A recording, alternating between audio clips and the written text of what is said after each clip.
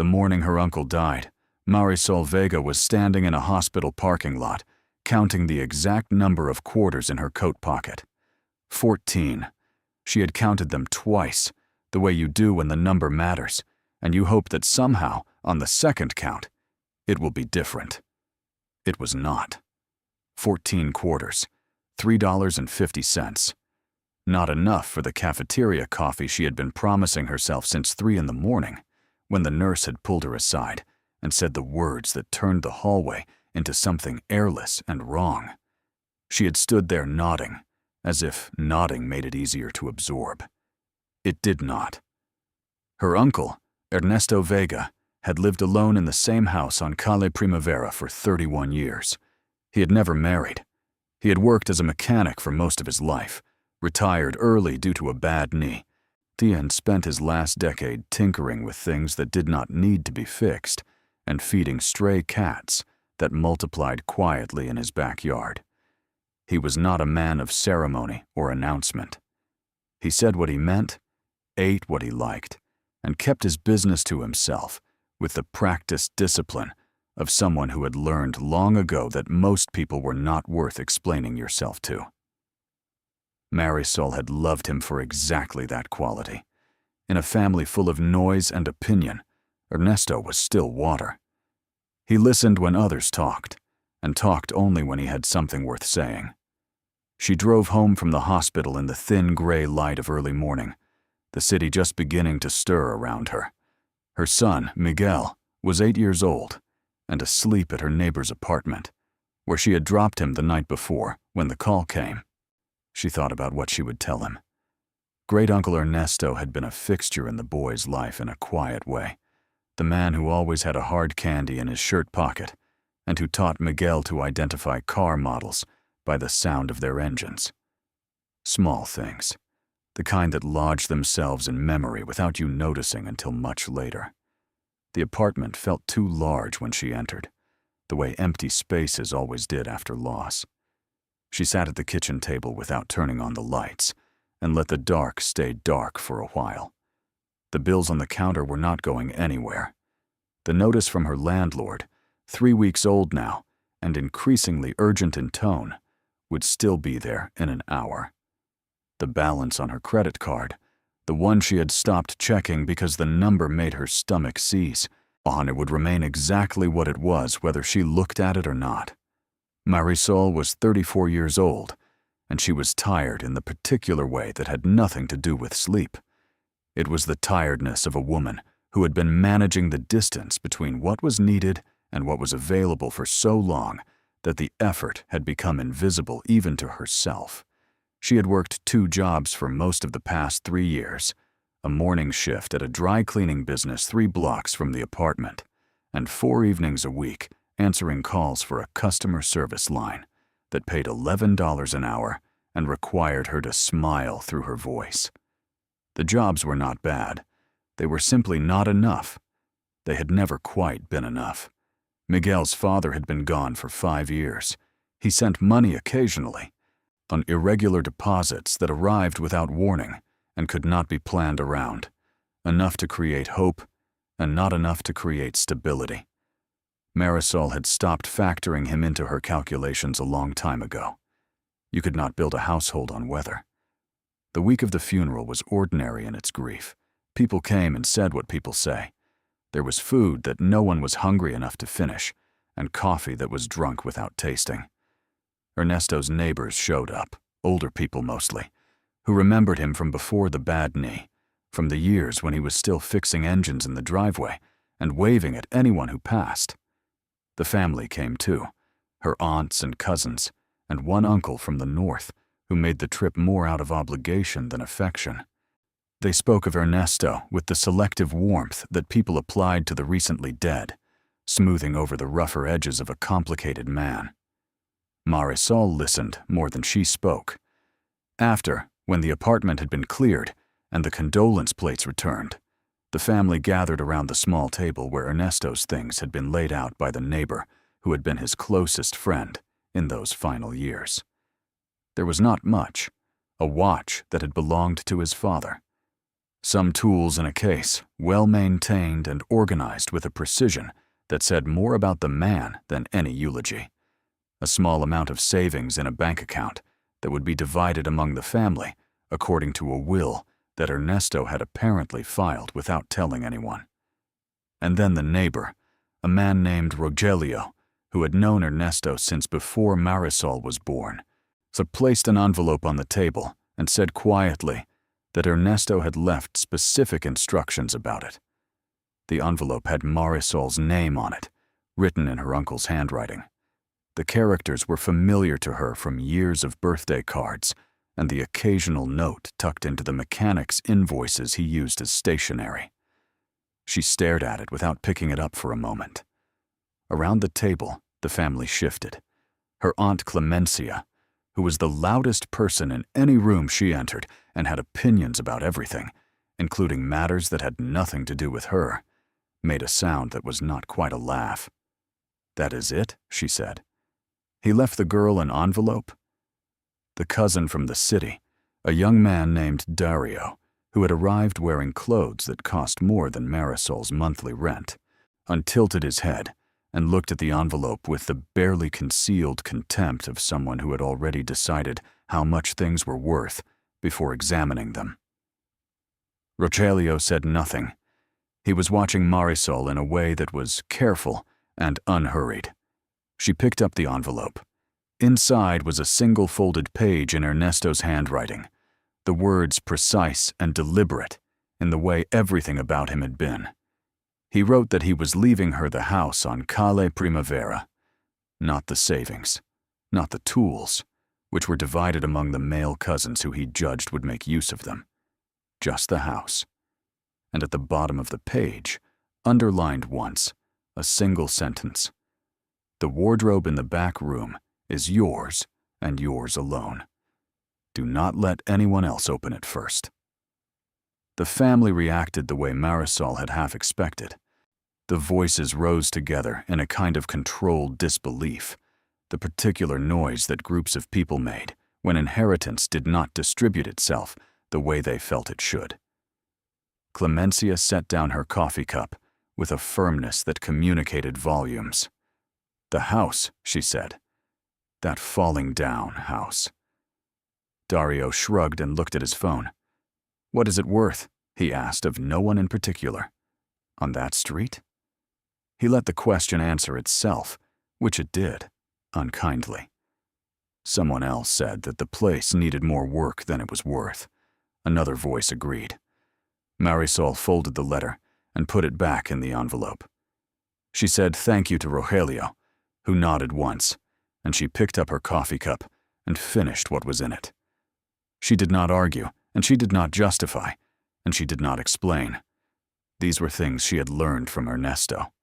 The house on Calle Primavera was a 2-story structure that had been built in the 1940s and had the bearing of something that had survived longer than it expected to. The paint on the exterior had not been refreshed in at least a decade, fading from what had once been a warm ochre to something closer to the color of old newspaper. The front gate stuck and required lifting slightly as you pushed it, a habit Marisol had developed so long ago she did not remember learning it. The garden in front had gone wild in the way gardens did when the person tending them no longer could. There were weeds that had grown large enough to look almost intentional. A lemon tree in the corner still produced fruit, indifferent to the surrounding disorder. The neighbors on either side were families who had been there for years. One kept a clean and orderly yard, and the other had a dog that barked at everything with tireless dedication. Neither had ever bothered Ernesto, and he had never bothered them. That was the kind of street it was. Quiet, practical, aging in place. Marisol arrived on a Saturday morning with Miguel, who held her hand and looked at the house with the seriousness of a child absorbing something large. He had been here before, but not recently, and the changes that had accumulated over the years of Ernesto's declining health registered on his face as a kind of solemnity. They walked through the front door, which Rogelio had left unlocked for her with the spare key. The smell of the house was unmistakable. Machine oil and something herbal. Old books. And the particular scent of a space that had been lived in by the same person for decades and had absorbed him completely. Marisol stood in the front room for a moment and let it settle over her. Miguel moved quietly to the shelf where Ernesto had kept a row of model cars, miniatures that he had collected over the years and arranged with care. The boy did not touch them. He just looked, the way he had been taught. The house was full of the ordinary objects of a life. Dishes in the kitchen cupboards, neatly stacked. A radio on the counter that still worked, tuned to a station that played old music. Boots by the back door, their soles worn even but not through. Marisol moved through each room slowly, not cataloging so much as bearing witness, acknowledging that the space existed and that it was now, inexplicably, hers. She had not allowed herself to feel much about this yet. Feeling required stillness, and stillness was something she had not had in a long time. The back room was at the end of a short hallway. It had served as Ernesto's secondary workspace and storage, the place where things that did not fit elsewhere found their way. There was a workbench along one wall, its surface worn smooth with use. Tools hung above it on a pegboard, with the same systematic precision he had applied to everything.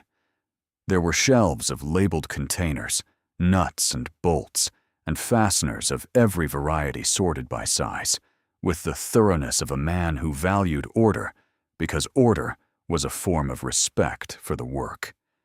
And there, against the far wall, was the wardrobe. It was a large piece, built from dark wood, that had been good quality once and was still solid, despite its age. The finish had darkened over the years, the grain visible beneath layers of time. It was not ornate. It was not the kind of furniture that announced itself.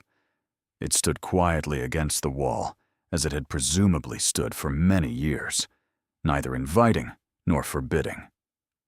Just there. There was a lock on the front, a simple keyed mechanism set into the right door. Marisol had no key. She stood in front of it for a long moment, Miguel appearing at her side, pressing his small shoulder against her hip. "What is it?" he asked. "A wardrobe," she said. "Your great uncle's.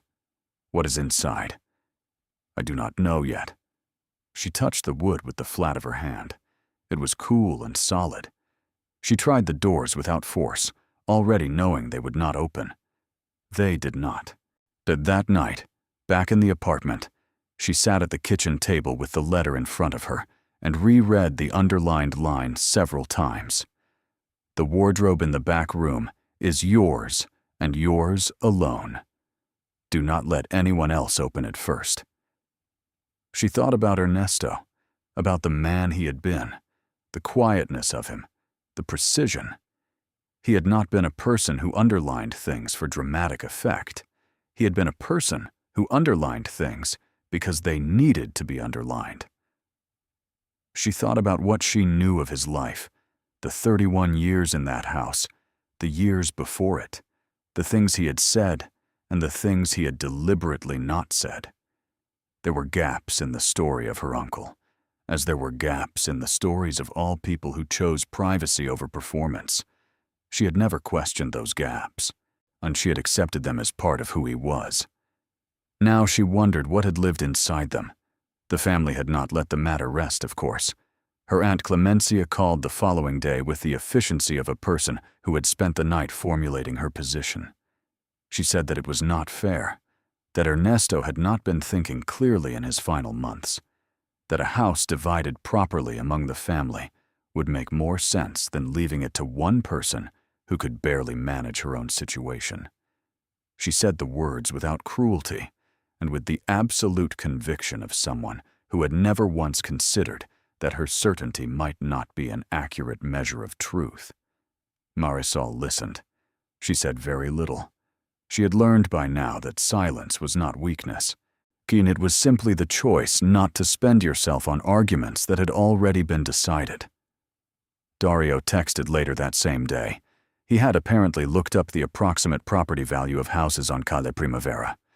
He sent the number without context, as if the number itself constituted a message. It was not a large number. It was the number of a house in a neighborhood that had not yet attracted the attention of developers, a house that needed work in a part of the city where prices had been slow to rise. Marisol stared at the number for a moment. Then she put the phone face down on the counter and started dinner. She found the key 4 days later. She had been going through Ernesto's things in the back room, working slowly and with care, sorting what could be donated from what needed to be discarded and what needed to be kept. It was inside a small tin box on the workbench shelf, the kind of tin that had once held throat lozenges and had been repurposed, as tins often were in households that wasted nothing, for the storage of small important things. There were 3 keys in the tin, each labeled in Ernesto's handwriting on a small piece of adhesive tape. 2 were for doors she recognized. The third said, armario, which was simply the word for wardrobe. She held it in her palm for a moment. Miguel was in the front room, occupied with a book she had brought for him. The house was quiet. She could hear the lemon tree moving slightly in the wind through the window she had left open. She walked to the back room and stood in front of the wardrobe. The key was small and plain, not remarkable in any way. She slid it into the lock. It turned with the smoothness of something well-maintained, a mechanism that had been cared for even if the exterior of the wardrobe had not been polished in years. The doors swung open. Inside, the wardrobe was not what she had expected, which was to say it was not clothes or linens or the ordinary textile accumulation of a life. The interior had been modified. The hanging rod had been removed at some point, and a series of wooden shelves installed in its place, each one precisely level, each one fitted tightly to the interior dimensions. The shelves were full, not haphazardly full, not stuffed with miscellaneous objects, but arranged with the same systematic care that characterized everything Ernesto had done. On the lowest shelf, wrapped in chamois cloth and arranged in rows, were coins. She did not know enough to identify them immediately, but she could see that they were old, their surfaces dull with age, their edges varying in thickness and design in ways that said, different eras, different origins. There were a lot of them, enough that the shelf bent very slightly under their collective weight. On the second shelf, carefully encased in individual protective sleeves, were what appeared to be banknotes, but not ordinary ones. These were old paper currency, some of it from countries whose names she barely recognized, some of it in denominations that suggested eras long before she was born. They were stored with archival precision, each sleeve labeled in Ernesto's handwriting with a date and a notation she could not fully decipher. On the upper shelves, wrapped in more of the chamois cloth and nested in shallow wooden trays that Ernesto had apparently constructed himself, were smaller objects. She leaned in and looked more closely. She picked up one of the wrapped bundles and turned it over in her hands before unwrapping it slowly. Inside was a pocket watch. She was not an expert, but she could tell it was old, its case engraved with a pattern that had been worn smooth in places by years of handling. She turned it over. On the back, an inscription in a language she did not recognize.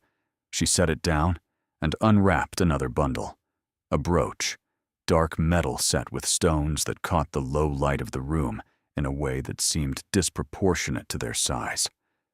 Then a ring, simple but heavy, a design that suggested age and purpose rather than decoration. Marisol straightened and looked at the wardrobe's open interior. She was very still.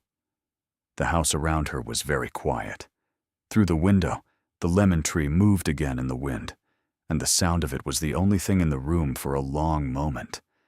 She did not know what she was looking at. She did not know where any of it had come from, or how long it had been here, or what it was worth. She knew almost nothing, standing in her uncle's back room on a Tuesday afternoon, with a key in her hand and a wardrobe full of things she had not expected. What she felt was not excitement. It was something more complicated than that. It was the feeling of a floor you thought you knew, shifting slightly underfoot, not collapsing, just revealing that it was not as fixed as you had assumed. She wrapped the pocket watch carefully and set it back in its tray. She closed the wardrobe and locked it. She put the key in her pocket. Then she went to the front room, sat down next to her son, and looked at the cover of his book without seeing it for several minutes, while her mind worked quietly in the background, reaching for the edges of something it did not yet have words for. Miguel looked up at her. "You okay?" he asked, "because children notice more than you expect." "Yes," she said, "just thinking." "About what?" "About your great-uncle," she said honestly, "and about things that take a long time to understand." He accepted this with the equanimity of a child who had learned that some adult thoughts needed space. He turned back to his book. Marisol sat with the key pressed between her palm and her thigh, and let herself begin, very slowly, to understand that something had changed. She did not call anyone that evening. She did not take photographs or make lists, or search the internet for the objects she had seen, though the impulse rose and she noted it and set it aside. The knowledge was too new and too private, and she was still too much Ernesto's niece to share it before she understood it. That night, she sat in the kitchen of the house on Calle Primavera, which she had decided to sleep in for the first time, on the couch because the bedroom felt too intimate to occupy yet. She sat with a cup of tea she had made from the dried herbs Ernesto kept in the cabinet above the stove, and she thought about him in a way she had not allowed herself to yet. She thought about the precision. She thought about the quietness. She thought about the 31 years in this house, and the years before it, and the gaps in the story. She thought about the underlined sentence at the bottom of the letter. He had known. He had always known what was in that wardrobe. He had put it there, or kept it there, or organized it and cared for it with the same deliberate attention he gave to everything in his life. And he had decided, at the end of all his years, that she was the one it belonged to. Not because she was the most financially sophisticated, not because she had asked, but because Ernesto had watched her for 34 years and arrived at a conclusion about who she was and what she would do with something given into her care. She was not sure she deserved that confidence. She was not sure anyone ever felt they deserved the confidence of someone who had known them long enough to see the whole truth of them. But she held it anyway, the way you held something fragile and unexpected, carefully, with both hands.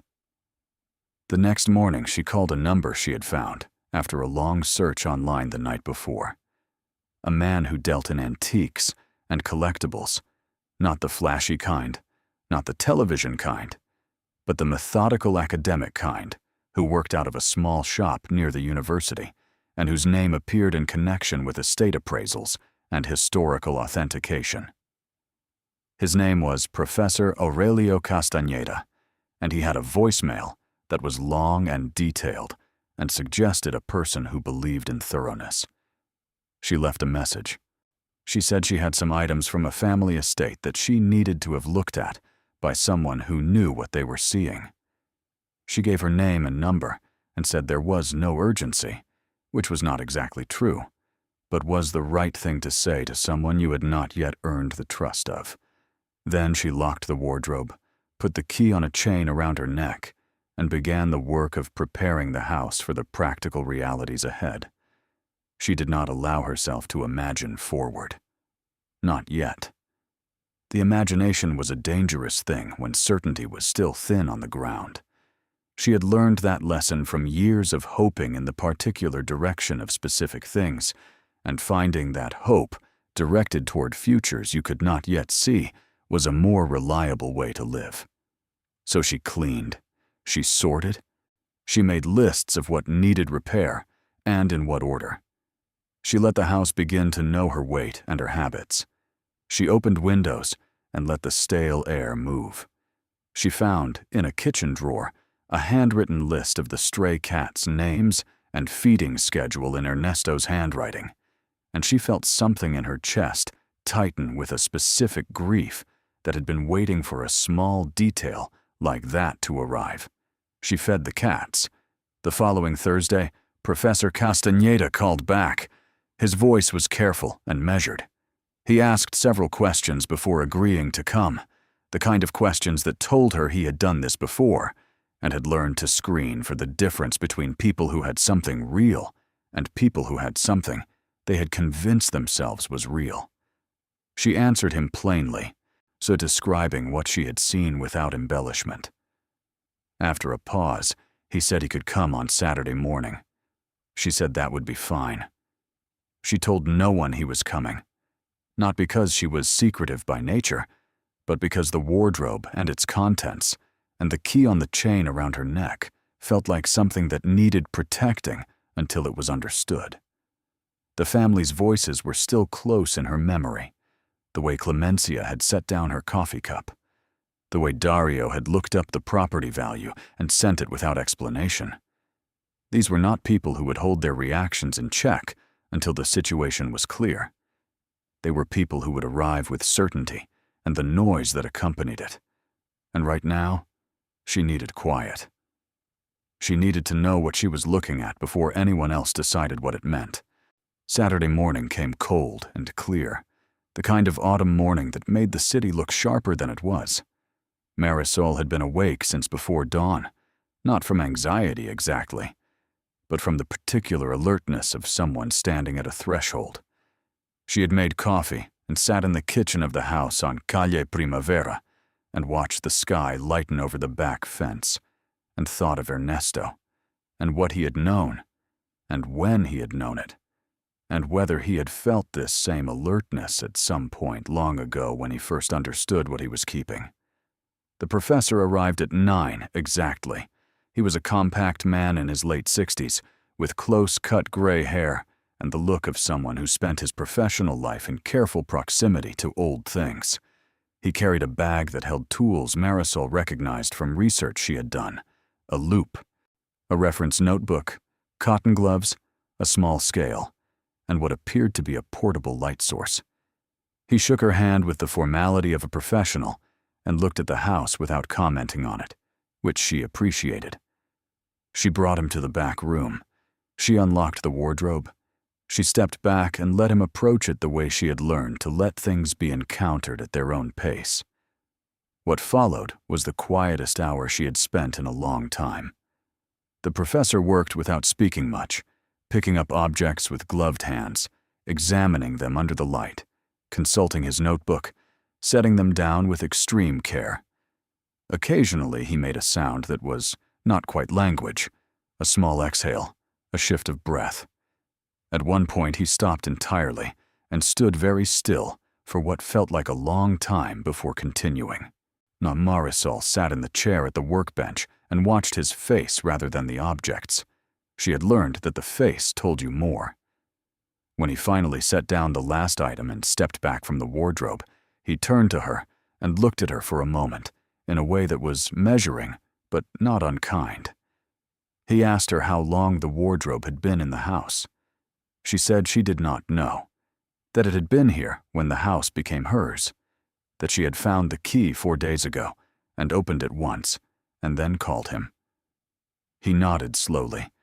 He asked if she had any knowledge of her uncle's history before the house. She said some, not all. He nodded again. He looked at the wardrobe and then back at her. Then he told her that what she had in front of her was not ordinary. He said the word carefully, the way professionals said words when they knew the words would land with weight, not ordinary. He said that he would need to conduct a proper appraisal, that what he had seen in the last hour was preliminary, that formal documentation and authentication would take time and would require expertise beyond his own for some of the items. But that based on his initial assessment, based on 30 years of working with objects like these, he believed she was looking at a collection that had been assembled with significant knowledge and significant intent. He paused. He looked at her steadily. He said that he did not want to give her a number before the work was done properly, because numbers given too early did more harm than good.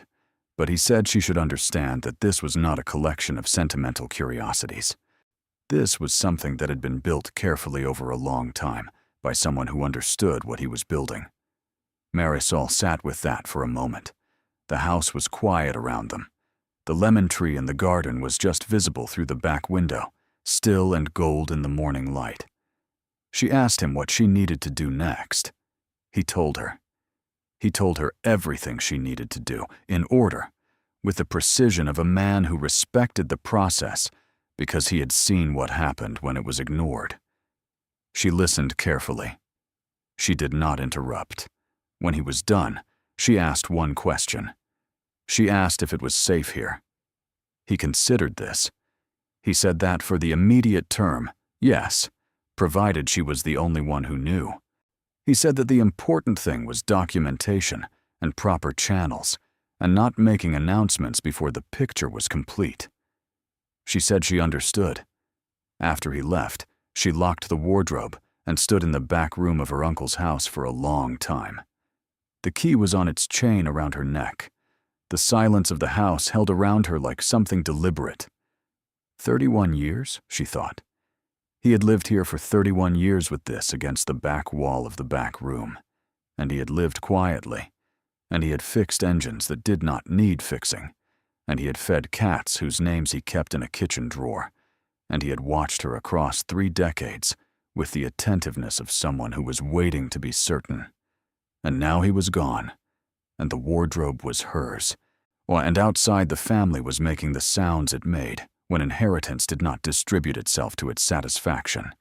And inside this room, there was something no one had yet been allowed to name. Marisol put her hand flat against the wardrobe door and felt the wood, cool and solid and old. She thought of Ernesto's face in the last years, the stillness of him, the way he said things once, and trusted that once was enough. She understood now, in the way you understand things that have been true for a long time before you had the language for them, that her uncle had spent his life building something. Not loudly, not with ceremony, not with any of the gestures that people used to signal importance. He had done it the way he did everything, quietly, precisely, and with patience that most people would not recognize as patience because it did not look like waiting. It looked like living. She took a breath. She walked to the window and looked at the lemon tree, its branches moving slightly in a wind she could not hear from inside. Tomorrow, she would begin. She would do what the professor had told her, in the order he had told her, with the care that the situation required. She would not tell Clemencia. She would not respond to Dario's texts. She would not make announcements, or invite opinions, or allow the noise of other people's certainty to get in ahead of her own understanding. She was her uncle's niece, after all. She had learned from the best how to keep something safe until the time for keeping was done. The days between the professor's first visit and the formal appraisal were the strangest of Marisol's life, not because anything dramatic happened in them, but because nothing did. And yet everything felt charged with the awareness of what was waiting in the back room. She went to work at the dry cleaning shop on Monday and Tuesday and stood behind the counter, accepting garments and issuing tickets and making change and smiling at customers whose names she knew by now. And the whole time, she felt as if she were doing 2 things simultaneously. The surface of her life continued in its ordinary groove. The receipts were sorted, the garments pressed, the phones answered. And underneath that surface, quiet and constant, was the wardrobe. The key on its chain around her neck had become something she was aware of with every movement, a small weight that had meaning out of proportion to its size. She touched it sometimes without thinking.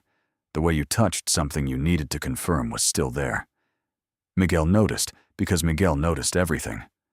On Tuesday evening, he asked her why she was wearing a necklace, and she told him it was a key that had belonged to great Uncle Ernesto and that she was keeping it safe. He accepted this. He was a child who had been taught that some things needed safekeeping, and that the responsibility for keeping them was serious. He had learned that from her, and she had learned it, she realized now, from Ernesto. She had not told her employer that she had inherited a house. She had not told her neighbor, who was kind and would have asked questions Marisol was not ready to answer. She had not called Clemencia back, and which meant that Clemencia had called twice more, leaving voicemails that grew incrementally in urgency. The second one mentioned a lawyer, which was Clemencia's way of indicating that she had moved beyond the phase of familial persuasion into the phase of institutional leverage. The third one was softer, which meant the lawyer idea had been explored and found to be less useful than she had hoped. Property left clearly by a will to a named individual was not easily contested, particularly when the person who had written the will was known to have been of sound mind. Ernesto had been precise about that too, Marisol realized. He had filed the will with a notary. He had done it 3 years before his death, when no one could credibly claim diminished capacity. He had done it the way he did everything, without announcement, without drama, with complete and quiet thoroughness. On Wednesday, she went back to the house on Calle Primavera after her shift and spent the evening there alone, Miguel staying at her neighbor's for a school event. She moved through the rooms again the way she had done that first Saturday, not hurrying, not cataloging, just letting the space become familiar. She was sleeping there more often now. The couch had given way to the bedroom, which she had changed the sheets on and opened the window of, and gradually made into something that felt possible to occupy. The room smelled different with fresh air moving through it, less like Ernesto, which caused a pang, and more like a room that was beginning to hold a new person. She spent an hour in the backyard with the cats, and who had begun to accept her presence with the cautious neutrality of animals that had known disruption before. There were 4 of them. She had read Ernesto's list of names carefully. Llave, which meant key, a small gray one. Tuerca, which meant nut or bolt, a large orange one with a torn ear. Parche, which meant patch, a calico who sat on the fence and watched everything with the detachment of a senior official. And Silencio, which needed no translation, a black cat who was rarely seen but occasionally appeared in the corner of your vision and then was gone. Marisol sat on the back step and let Tuerca press his large head against her shin and thought about names and the people who chose them and what the choices revealed. On Thursday, the professor sent her a message confirming the appointment for Saturday and asking her to have the items accessible and to ensure privacy for the session, meaning no other family members present. She wrote back, confirming both. Then she sat for a moment and thought about what it meant that he had specified privacy. Professionals specified privacy when they believed the information being produced had value that needed to be protected before it was ready to be shared. He had seen enough on his first visit to know this warranted that precaution. She did not let herself follow the thought further than that. Friday, she took Miguel to school and then stopped at the library on her way to the dry cleaning shop and spent 20 minutes on one of the public computers looking up things she had not allowed herself to look up yet. No, she searched carefully and methodically, the way Ernesto had taught her to approach problems, not by jumping to the biggest question, but by starting with what you actually knew and working outward. She looked up antique coin collections and what made certain coins valuable. She looked up historical banknotes and their collectible status. She looked up pocket watches from the early 20th century and what the inscriptions on their casings could tell you about their origin. She did not search for dollar amounts. She was not ready for dollar amounts. What she was doing was building a frame of reference, the same way you learned the name of a thing before you learned its weight. When she left the library, she knew more than she had when she entered. Not enough, but more. And more, in this situation, felt like solid ground gained. She went to work. She pressed garments, and answered the phone and made change and smiled. The key was warm against her sternum from the heat of her body. Saturday arrived with fog. The city softened at its edges. The street in front of the house on Calle Primavera, quieter than usual. Marisol had been awake since 5, which was becoming a habit she did not resist. She had coffee ready when the professor arrived at 9.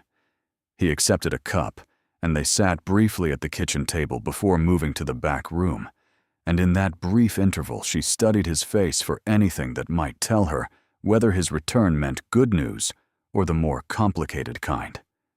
His face told her nothing. He was a man who had learned to hold his assessments until they were ready. She respected that. They went to the back room. She unlocked the wardrobe. He put on his gloves and set up his light and opened his reference notebook and began. This time he worked more thoroughly and more slowly than the first visit, which she understood was because the first visit had been a preliminary scan, and this was the actual examination. He removed each item from its shelf with the same careful attention, examined it under the light with the loupe, made notations, weighed certain pieces on the small scale, photographed others with a camera he produced from his bag. He cross-referenced things in his notebook, and at certain moments he consulted a second notebook, thinner, that appeared to be a personal reference guide rather than a published one. Marisol watched from the chair at the workbench. She had decided early that her role in this room today was to be still and let the work happen. The professor did not need her commentary, and she did not need to perform composure she was not entirely certain she felt. They were quiet together in a way that felt professional and appropriate. Outside, the fog was beginning to lift. She could hear the neighbor's dog registering the passage of a bicycle on the street with its characteristic outrage. At around 11, the professor straightened from the lowest shelf and set down a coin he had been examining for several minutes. He looked at her. She looked back. He said he wanted to walk her through what he had found. Not with numbers yet, he said again, because numbers required formal documentation, and she deserved the accuracy that came with proper process, not a hasty estimate that might turn out to be wrong in either direction. But he wanted her to have context for what the formal process would reveal so that she could prepare herself. She said she was listening. He began with the coins. There were 47 of them, he said, in the collection on the lower shelf. Of those, 22 were what he would classify as significant, meaning they dated to eras and bore characteristics that placed them in categories of genuine collector and historical value. Several were from colonial-era Spanish mints, the kind of coins that had traveled across oceans during centuries when the movement of metal was the movement of empire. A few bore markings that he believed connected them to specific historical moments of documentation, meaning their value was not merely metallurgical, but archival. The rest were of varying but still meaningful interest. He paused to let her absorb this, and then moved to the banknotes. There were 63 individual notes, he said, stored in archival sleeves of sufficient quality that the preservation was better than he had expected. Of those, a significant portion were what he termed rare issues, meaning print runs that had been small, or currency from governments that no longer existed, or denominations that had been recalled or destroyed in sufficient volume that surviving examples were now genuinely scarce. Some of the labeling in Ernesto's handwriting, he said, corresponded to specific historical episodes that a knowledgeable collector would track. The notations were accurate. This was not a man who had acquired things carelessly or without understanding. He paused again. She said nothing. He moved to the upper shelves. The smaller objects, Therese said, were the most varied part of the collection, and in some ways the most interesting. There were 11 pocket watches, each in different condition, each from different eras and makers. 3 of them bore makers' marks that he recognized immediately as significant, including one from a Swiss manufacturer whose output from a particular decade, in the late 19th century, was actively sought by serious collectors worldwide. The brooch she had unwrapped on her first visit was, he believed, from a Central European tradition of goldsmithing that dated to a period he could narrow to within approximately 20 years. The stones required gemological assessment, but based on visual examination, they were not paste. They were not glass. They were the real thing, set into the real thing. They made by hands that knew what they were doing, and for a wearer who had access to quality that most people in most eras did not. The ring, similarly, required proper gemological verification, but the metalwork was consistent with artisan production from a period when artisan production was what all production was, before factories changed the equation entirely. There were other pieces: a small enameled box, a set of cufflinks in a case, 2 medals of the kind awarded for service or achievement, each from different national traditions, each requiring research to place precisely. And at the very back of the upper shelf, in a wooden tray that had been set slightly behind the others, as if to protect it from casual view, a small folded document in a protective sleeve. He had saved this for last. He lifted it carefully and held it toward the light. He said that it appeared to be a handwritten record, possibly a provenance document or a personal inventory, in a script that was old enough to require specialist reading. He said this piece alone might be the most historically significant item in the collection because it potentially provided a paper trail, a record of how these objects had moved through time and whose hands they had passed through. He set it down gently and looked at her again. He said that he needed to bring in 2 colleagues for the formal appraisal, a numismatist for the coins and the currency, and a specialist in decorative arts and jewelry for the remaining pieces. He said that the document would require a paleographer, someone who read old scripts, and that he had a contact at the university who could assist. So he said the full process would take approximately 3 to 4 weeks from the point of formal engagement. He said she should engage an attorney to represent her interests before the appraisal results were formally documented, not because anything was irregular, but because that was the correct procedure when an estate discovery of this nature was in process. She asked him directly what he believed she was looking at in approximate terms. Not the number, she said, the category. He looked at her for a long moment. He said that in his 30 years of experience, he had conducted perhaps a dozen appraisals that produced results he would describe as genuinely significant, by which he meant results that changed the practical circumstances of the person who held the collection in a lasting and substantial way. He said that based on what he had seen today, he believed this was one of those. He said it without dramatics and without excessive qualification. He said it the way Ernesto would have said something he was certain of. Once, clearly, and then he let it stand. Marisol sat with that for a long moment. The fog outside had fully lifted. The back room was bright with the late morning light, the wardrobe doors open, the shelves visible, the objects sitting in their trays and sleeves with the patient stillness of things that had been waiting for a long time and were in no hurry now that the waiting was ending. She thought of the hospital parking lot and the 14 quarters. She thought of the notice from the landlord and the credit card balance she had stopped checking. She thought of Miguel asking if she was okay in the way that children asked when they were doing the asking to protect their parent rather than themselves. She did not cry. That was not what the moment required. What the moment required was the same thing that had gotten her through every hard year without breaking. Steadiness, the kind that wasn't the absence of feeling, but the decision to feel it without being undone by it. She thanked Professor Castaneda. She told him she would engage an attorney by the following week and that she was ready to move into the formal process whenever he was. He nodded and began carefully replacing the items exactly as he had found them, which she noted and appreciated. He locked the wardrobe when the last item was back in its place, and handed her the key with a small, formal inclination of his head. She put it back on its chain. Before he left, he said one more thing. He said he had been trying to understand, as he worked, how a man living quietly in this house on a modest street had come to hold a collection of this caliber. He said he did not need the answer, and was not asking her to provide it. But he said that, in his experience, collections like this one did not assemble themselves accidentally.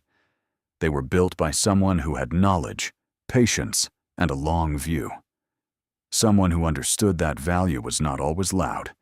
He said it seemed to him that Ernesto Vega had been that kind of person. Marisol said yes. She said that he had been exactly that kind of person. The professor left. She stood in the back room for a long time after the sound of his car faded from the street. Then she sat down in the chair at the workbench, on the one she had occupied during both of his visits, and she allowed herself for the first time to think about what came next in concrete terms. Not the numbers. Not yet. But the shape of a future that was different from the shape she had been trying to hold together for years.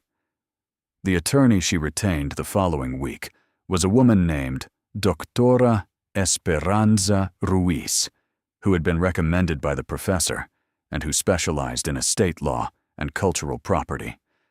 She was in her 50s, efficient and direct, the kind of person who made you feel that the situation was serious but manageable, which was exactly the quality required. Marisol met with her in an office near the courthouse and explained the situation in the order in which things had happened. She produced the will, the letter in Ernesto's handwriting, and the key. She described the contents of the wardrobe. She described the professor's preliminary assessment. Doctora Ruiz listened without interrupting. When Marisol finished, the attorney asked several specific questions about the timeline of the will, the family's response to the inheritance, and whether anyone else had had access to the house or the wardrobe. Marisol answered all of them. Doctora Ruiz said that the legal situation was clear. The will was properly filed and uncontestable. The house and its contents, including the wardrobe and everything in it, had been left explicitly to Marisol. The family's dissatisfaction did not constitute grounds for any legal challenge. What the attorney did advise was discretion, the same word the professor had used, which Marisol was beginning to understand was the professional way of saying, keep the circle small until you are certain of the ground. She asked Marisol to confirm that she had not told anyone in the family about the wardrobe's contents. Marisol confirmed she had not. She asked Marisol not to do so until the formal appraisal was complete and documented. Marisol agreed. She walked out of the attorney's office with a business card and a clearer sense of herself in relation to the situation. This was no longer just an unexpected inheritance. It was a specific and legally protected set of circumstances, and she was the person at the center of them, and she had the right people standing at the edges now, doing what they were there to do. The formal appraisal began 10 days later.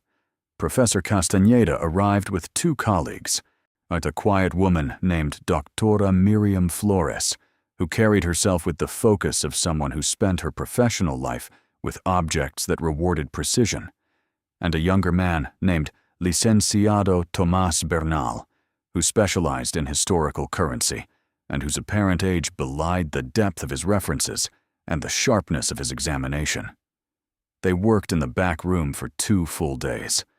Marisol made coffee and stayed out of the way and answered questions when asked. Miguel was at school both days. The house was quiet except for the murmur of professional voices and the occasional sound of the camera or the scale. On the second day, toward late afternoon, all 3 of them gathered around the workbench and compared notes in a way that was unhurried and methodical. Marisol watched from the doorway, so their faces were composed in the way of people whose job required them to hold their reactions professionally. But she was watching closely, and she saw the things that professional composure did not entirely conceal. The small straightening of Doctora Flores's spine when she finished comparing her notes with the professor's. The way Licenciado Bernal set down his pen after the last notation and looked at the ceiling for just a moment before looking back at the page. These were not people who had found nothing. When they were ready, Professor Castañeda asked Marisol to sit down. She sat at the workbench. They arranged themselves with the quiet formality of a situation that merited it. The professor said that the formal appraisal was complete, pending the paleographic assessment of the document, which his university contact would finalize within the week, and pending gemological certification of the stones in the brooch and ring, which he had arranged through a certified gemologist. He said that all preliminary values he was about to share would be confirmed or refined when those assessments returned, but that he wanted her to have the picture as it currently stood because it was substantial enough that she deserved not to wait. He looked at his notes. He said that the coin collection, consisting of 47 coins, of which 22 were classified as significant, and the remainder as of collectible interest, carried a combined estimated value, based on current market prices for verified examples, of between 450,000 and 520,000 pesos. The range accounted for condition variances that would be resolved by formal grading. Marisol was still. He continued. The historical banknote collection, 63 notes, of which 41 qualified as rare or very rare issues, carried an estimated combined value of between 280,000 and 340,000 pesos. Depending on the outcome of authentication, certain individual notes might exceed those estimates. Doctora Flores spoke next, her voice measured and clear. She said the decorative and jewelry items, including the 11 pocket watches, the brooch, the ring, the enameled box, the cufflinks, and the 2 medals, carried combined estimates that were more variable given the pending gemological report.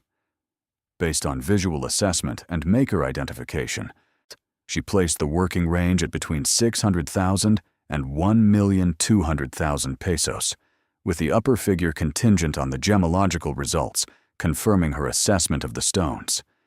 She said she was confident in the upper figure. She said she had been doing this for a long time, and she knew what she was looking at. Licenciado Bernal said that the document in the protective sleeve was the most difficult to quantify, as its value would depend entirely on what the paleographic reading confirmed.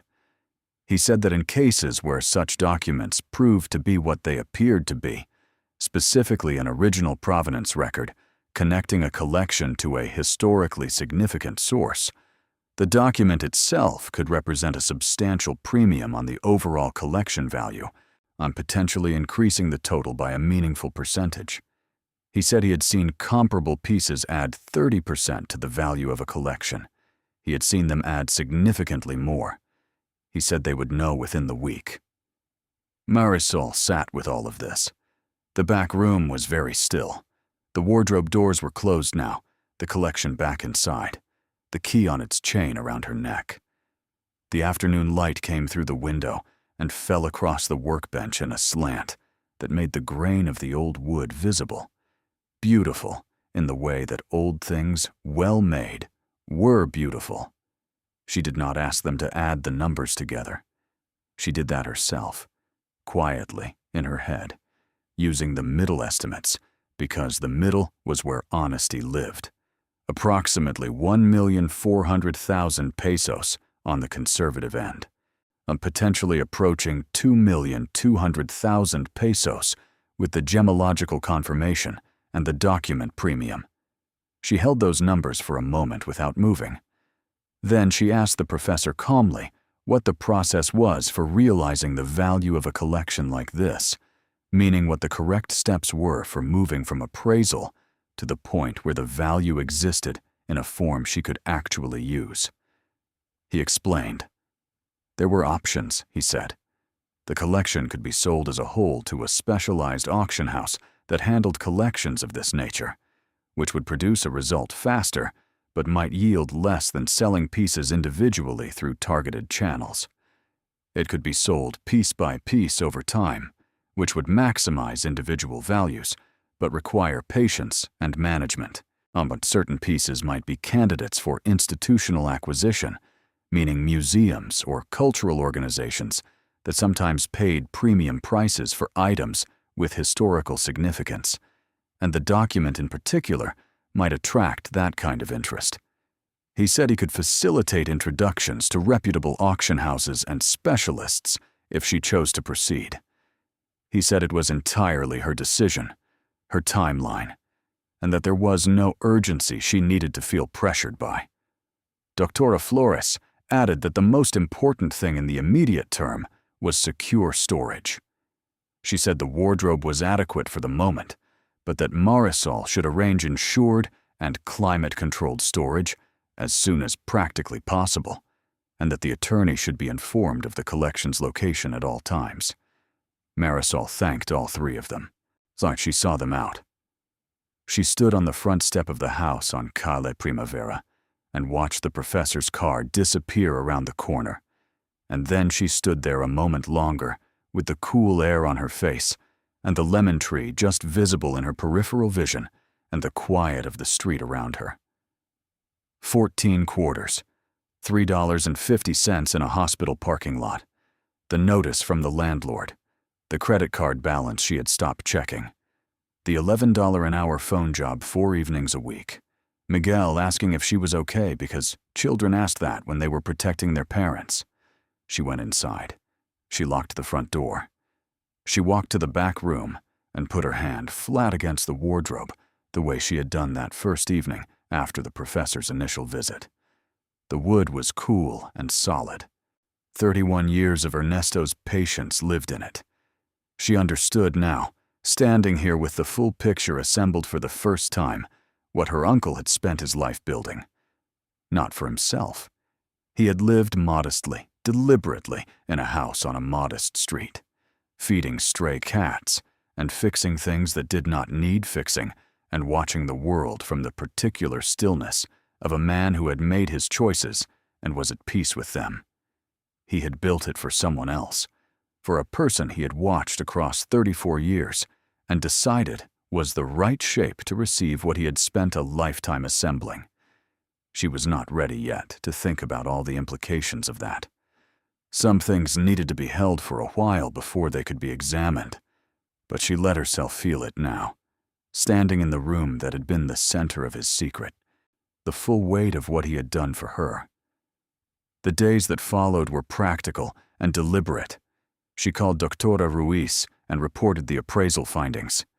The attorney responded with the calm efficiency of a person who had been waiting for exactly this and immediately began the process of formalizing the documentation. She arranged for a specialist storage facility to take temporary custody of the more delicate pieces pending the final authentication reports. She did not move the document. Professor Castañeda's paleographer colleague had asked that it remain in situ until she could examine it in place. The family continued to be present in the way the family had been present since Ernesto's death, which was to say at a distance and at volume. Clemencia called again. This time, Marisol answered.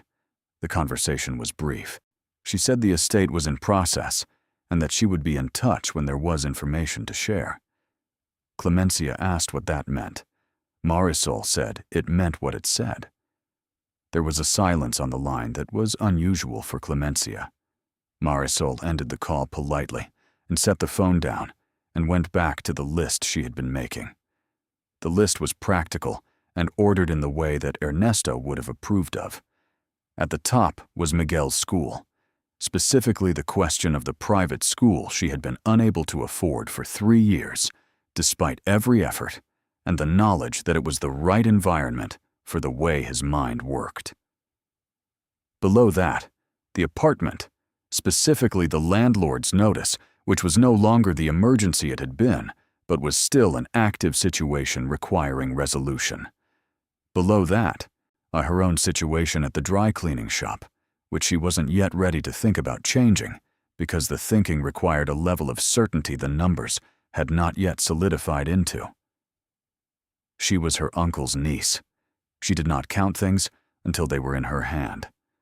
Below all of that, at the bottom of the list, underlined once in the way Ernesto had underlined things. 2 words. The debt. Not just the credit card, though that was part of it. The whole accumulated weight of years of not quite enough. The particular exhaustion of a woman who had managed the gap between need and available for so long that the management had become invisible. She looked at that underlined phrase for a long time. Then she folded the list and put it in the drawer of the workbench and went to make dinner. The paleographer came on a Thursday morning, on a week after the main appraisal. She was a young woman named Doctora Valentina Ochoa, whose specialty was colonial-era Iberian scripts, and who had apparently agreed to make the visit as a favor to Professor Castañeda because the description of the document had, in the professor's words, made her professionally curious in a way she could not ignore. She arrived with reading glasses and a portable ultraviolet light source and a very large reference book that she carried as if it weighed nothing, which it clearly did not. She examined the document for nearly 3 hours without speaking, except to ask occasionally for the angle of the light to be changed. Marisol sat in the chair at the workbench and watched. At one point, Doctora Ochoa removed her reading glasses and rubbed her eyes and replaced them and leaned in even closer and was still for so long that Marisol found herself holding her breath. At last, the paleographer straightened. She turned to Marisol. Her expression was the expression of a person who had found what they didn't fully expect to find. She said that the document was a personal inventory record. She said it had been written by hand in a script consistent with educated colonial-era production, meaning the person who wrote it had the kind of education that in that period was uncommon. She said the ink composition and the paper quality were consistent with the period suggested by the script. She said the document appeared to be a record of objects, some listing them with descriptions that she could now begin to match against the items currently stored in the wardrobe. She said the document predated anyone currently living. She said that if it was what it appeared to be, and she believed it was, it constituted a provenance record of unusual completeness. She said provenance of that kind did not merely add value. It transformed the category of what the collection was. It moved it from a collection of interesting historical objects to a collection of documented historical significance. She said that institutions, not just collectors, would want this. She said there were cultural heritage organizations and national heritage bodies that took a specific interest in collections like this, particularly when the provenance connected them to documented historical lineages. She said some of those organizations had acquisition budgets that reflected that interest in specific terms. Marisol asked her how specific. Doctora Ochoa looked at her for a moment. She said she did not appraise in monetary terms. That was not her field. But she said that, in her experience, when a collection moved from the category of collectible to the category of historically documented heritage material, the conversation about value changed in nature, not just in degree. She said she would submit her written assessment within 2 weeks, and that Professor Castañeda would be able to contextualize it within the broader appraisal. She said she thought Marisol should be prepared for the possibility that the final picture was larger than the preliminary one. She said it carefully and precisely, not the way someone said something they were confident in but wanted to be accurate about. Marisol said she understood. After Doctora Ochoa left, the house was very quiet. Late afternoon light filled the back room. Marisol sat at the workbench and did not move for a long time. She was not thinking about numbers. She was thinking about Ernesto, about where he had been before the house on Calle Primavera, about the gaps in the story, about the knowledge required to build what he had built, and the discipline required to hold it quietly for 31 years, and the patience required to watch and wait for the right person to receive it. She thought about the cats and their names: Love, Key, Tuerca, Bolt, Parch, patch. Silencio. Silence. She thought about a man who named his cats after tools and the absence of sound, and who spent decades building something valuable in complete quiet, and who, at the end of his life, handed the key to the one person he trusted to use it correctly. She put her hand over the key on its chain and felt its warmth against her palm. The debt. The list in the drawer, Miguel's school, the landlord's notice, the credit card balance she had stopped checking. All of it still real. All of it still present. And now, for the first time in as long as she could remember, all of it potentially answerable. She did not allow herself to say the word that was pressing against the inside of her chest. She was not ready for it yet. She was Ernesto's niece, and she had learned from him that you did not name a thing before it was fully in your hands. But she allowed herself, sitting in the quiet of the room where her uncle's secret had lived for 31 years, to feel the shape of it. The shape of a life that was about to change. Not all at once, not loudly. In the way that real change came, the kind that lasted. Steadily, precisely, with patience. The way Ernesto had built everything. The way she would now receive it. The gemological report arrived 11 days later, delivered by email to Professor Castañeda, who forwarded it to Doctora Ruiz, who forwarded it to Marisol, with a short note that said simply, "Please call me when you have read this." She read it at the kitchen table of the house on Calle Primavera at 7 in the morning, before Miguel was awake, the cats visible through the window in the early light, moving through the garden with their habitual unhurry.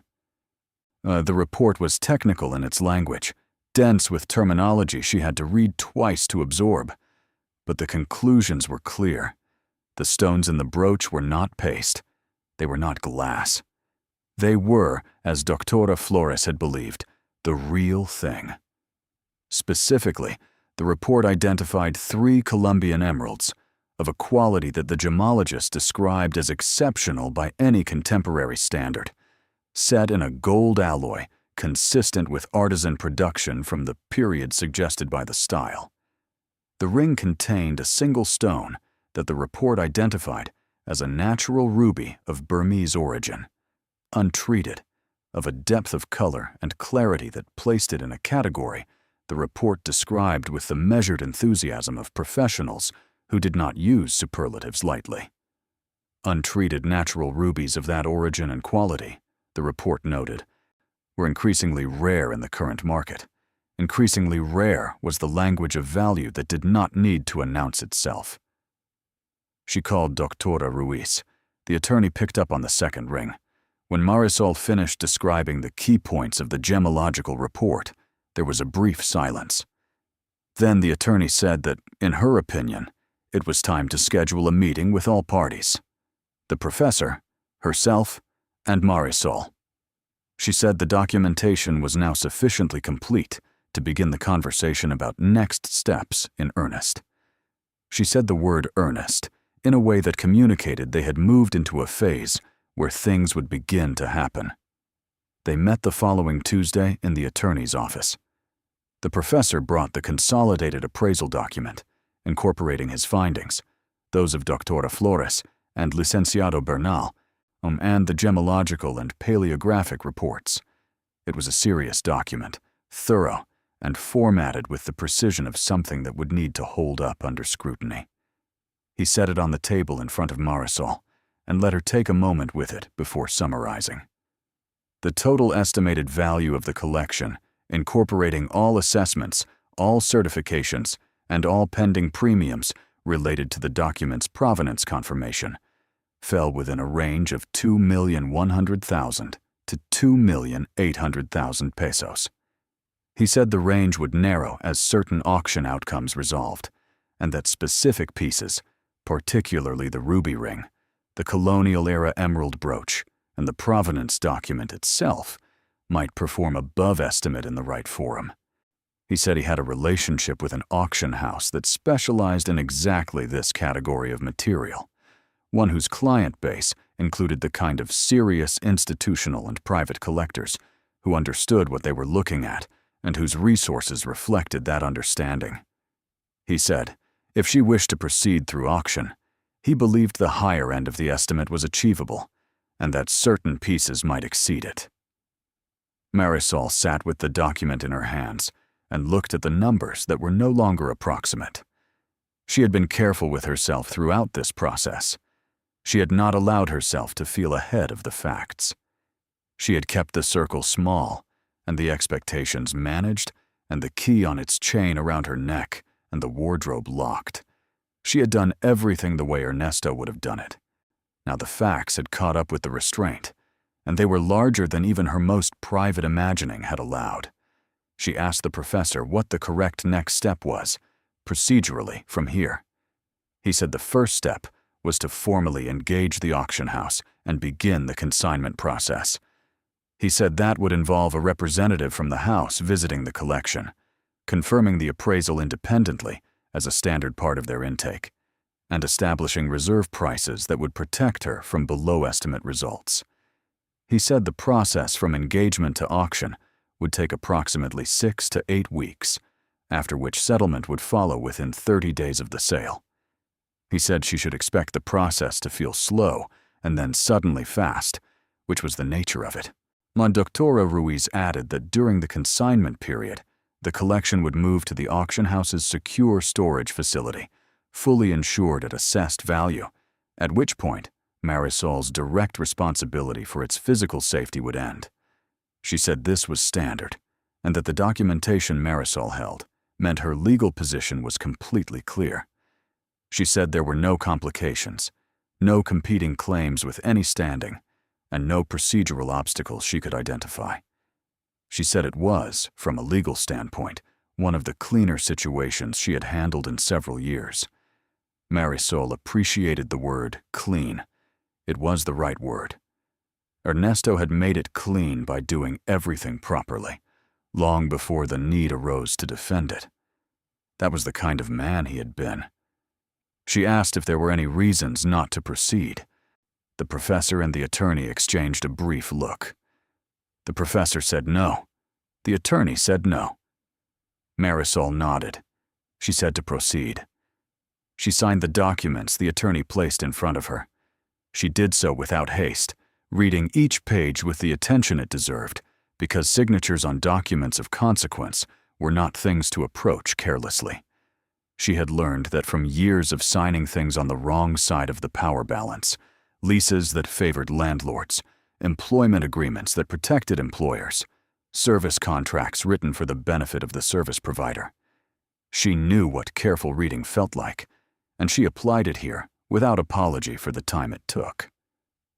When the last signature was done, she set the pen down and looked at the documents for a moment before the attorney collected them. The professor said he would contact the auction house representative that afternoon. Dr. Ruiz said she would file the formal discovery documentation with the notary's office by the end of the week, which would create the official record of the estate's contents and their assessed value. It was, she said, purely procedural, but it was the step that made everything that came after it unchallengeable. Marisol thanked them both. She drove home in the early afternoon through streets that looked no different than they had always looked, and parked in front of the house on Calle Primavera and sat in the car for a moment. She looked at the house, the faded ochre paint, the gate that stuck and required lifting, the lemon tree just visible around the side fence, the house that the family had dismissed as a falling-down house on a street that could not command a price worth discussing. She thought of Dario sending the property value without context, as if the number were a verdict. She thought of Clemencia setting down her coffee cup. She thought of the other voices at the table the day the will was read, assessing and dismissing in the way people assessed and dismissed things they had not bothered to examine. She felt something in the center of her chest that was not anger and was not satisfaction. It was quieter than both of those. It was the feeling of a thing becoming clear after a long time of being obscured. Not vindication. Not yet. That was still weeks away. But the approach of it, steady and certain. The way dawn approached, whether or not you were watching for it. She got out of the car and walked to the gate and lifted it slightly and pushed it open and went inside. The cats were in the garden. Tuerka sat on the back step in a patch of afternoon sun, eyes half closed, indifferent to the significance of the day.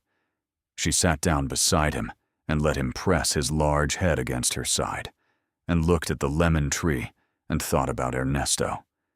She thought about what it cost to hold something for 31 years without telling anyone. The discipline of that. The loneliness of it too, perhaps, though Ernesto had not seemed lonely. He had seemed, she understood now, like a man who had made peace with the particular solitude of carrying something important, and knowing that the right moment to put it down had not arrived yet. She understood that now in a way she hadn't understood anything about him before this month. She had loved him, and she had accepted him, and she had learned from him, but she had not fully understood him. Now she did. He had spent his life assembling something of genuine worth, and then he had lived beside it in complete quiet, and waited. Waited for the right person, the right moment, the right combination of circumstances that would mean the thing he had built would land in hands that would use it correctly. She put her hand on the key through the fabric of her shirt. She thought of Miguel. She thought of the school she had not been able to afford. She thought of the debt. She thought of the list in the drawer of the workbench with the underlined words at the bottom. She thought of years of 14 quarters and landlord notices and $11 phone jobs and the specific exhaustion of not quite enough. And then she thought forward, carefully, in the way she had been learning to think these past weeks. Not with recklessness. Not with the giddy forward projection of someone who had not yet held what they were imagining, but with the steady, grounded forward thinking of a woman who had the documents and the attorney and the auction house representative coming on Friday and the confirmed numbers in a formal appraisal and the key still warm against her sternum. That kind of thinking. The kind that was allowed now. The kind that was earned. She stayed in the garden until the light began to shift and the air cooled, and Tuerka decided the sun had moved far enough that the step was no longer worth occupying. She watched him pick himself up with the unhurried dignity of a large cat who had never been in a hurry in his life and walk into the house through the gap she had left in the back door. She followed him inside. She made coffee. She stood at the kitchen window and looked at the garden in the early evening light, the lemon tree softening at its edges as the day dimmed, and she let herself begin, very slowly, to believe it. The appraisal was done. The documents were signed. The process was in motion. The wardrobe in the back room was still locked, the key still on its chain, the collection still inside in its trays and sleeves, patient as it had always been. But the secret was no longer entirely hers to carry alone. It had been witnessed now. It had been documented and certified, and given numbers that existed in formal records in an attorney's office and a professor's files. It was real in the way that only documented things were real in the world that existed outside her uncle's back room. Tomorrow she would pick up Miguel from school. She would make dinner. She would sit at the kitchen table of the house on Calle Primavera and help him with his homework, and listen to him describe his day in the specific detail that 8-year-olds offered when they trusted you to receive it. She would be ordinary in all the ways that mattered.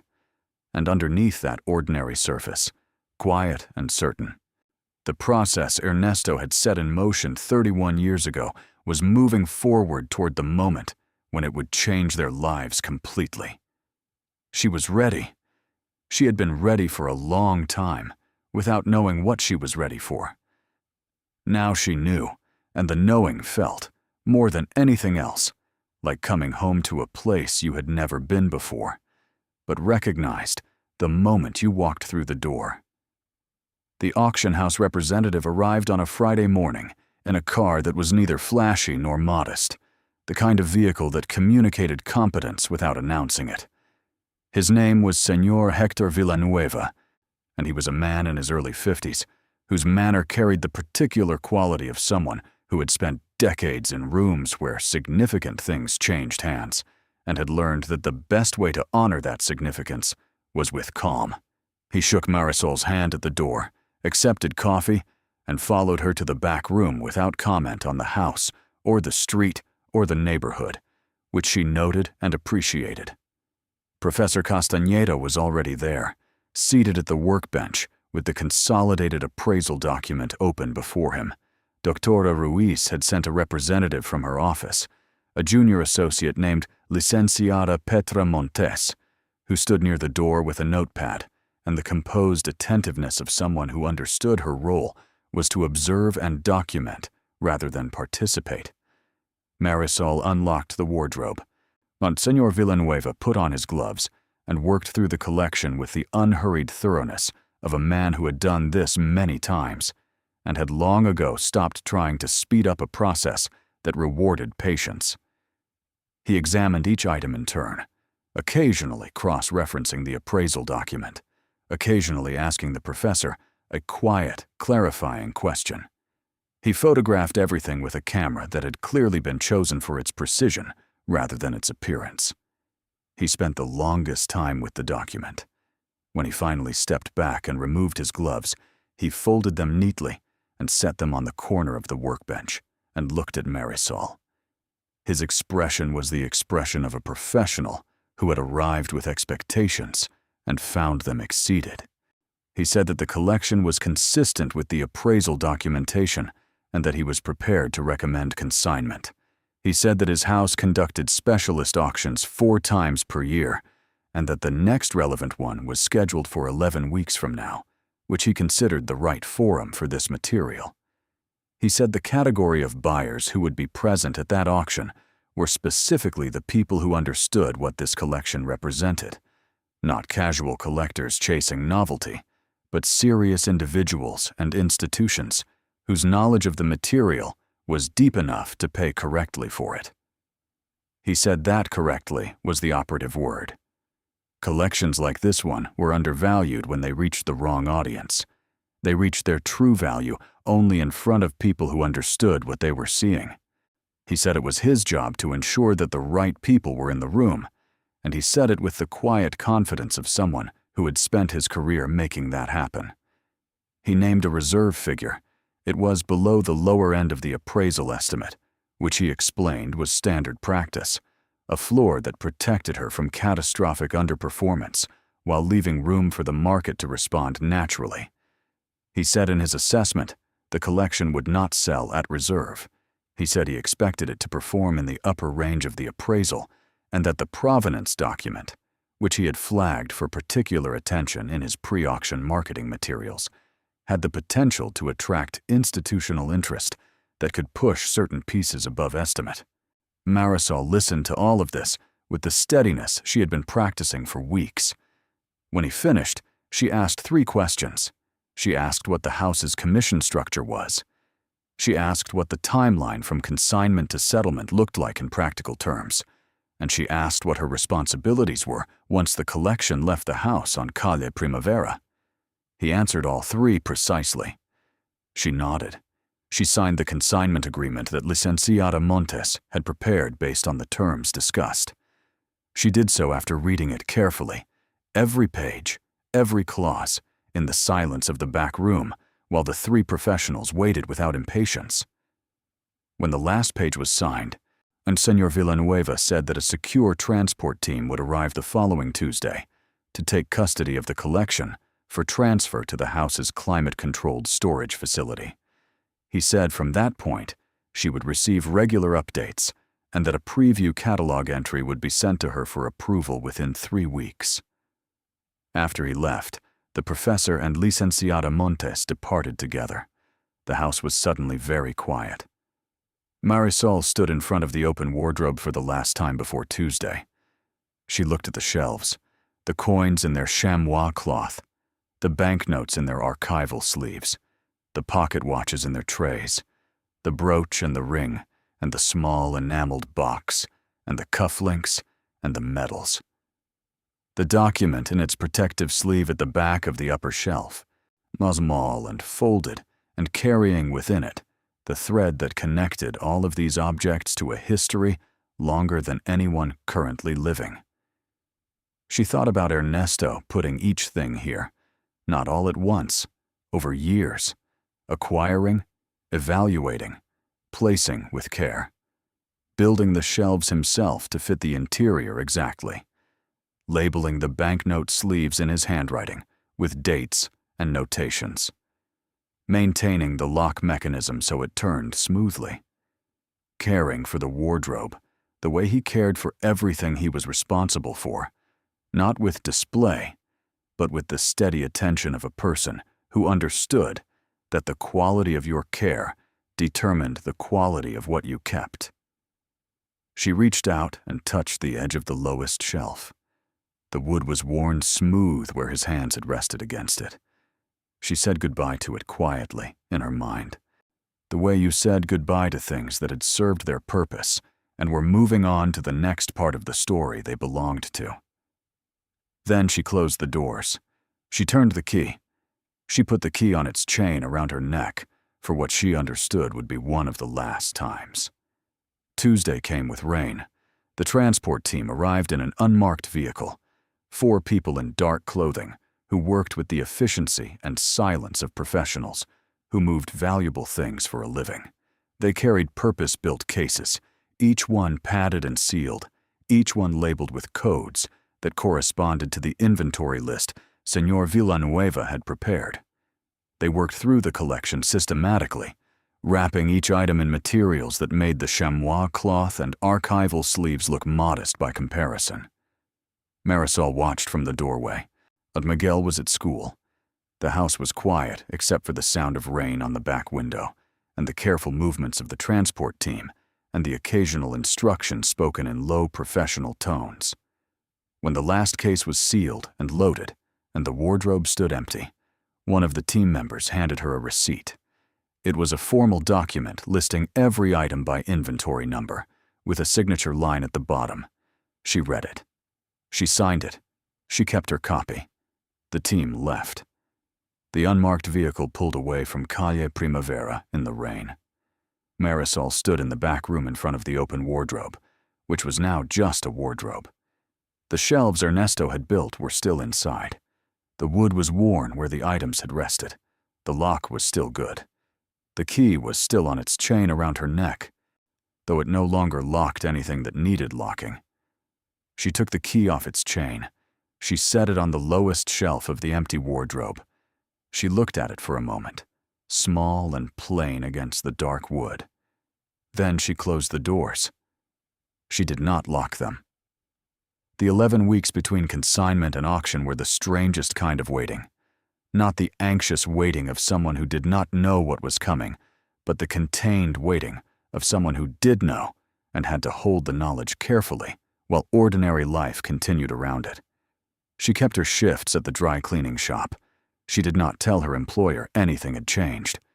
She helped Miguel with homework and made dinner and took him to the park on Sundays and listened to him describe the things an 8-year-old found significant and received all of it with the full attention he deserved.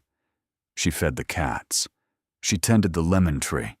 She made small repairs to the house on Calle Primavera that had been needed for a long time, and that she was now doing herself on weekday evenings with tools she found in Ernesto's shed and the patience to do them properly.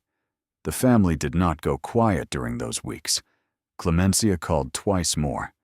The second call included a question asked with the studied casualness of someone who had been thinking about it for a long time, whether Marisol had looked into the contents of the house yet, whether there was anything of value beyond the property itself.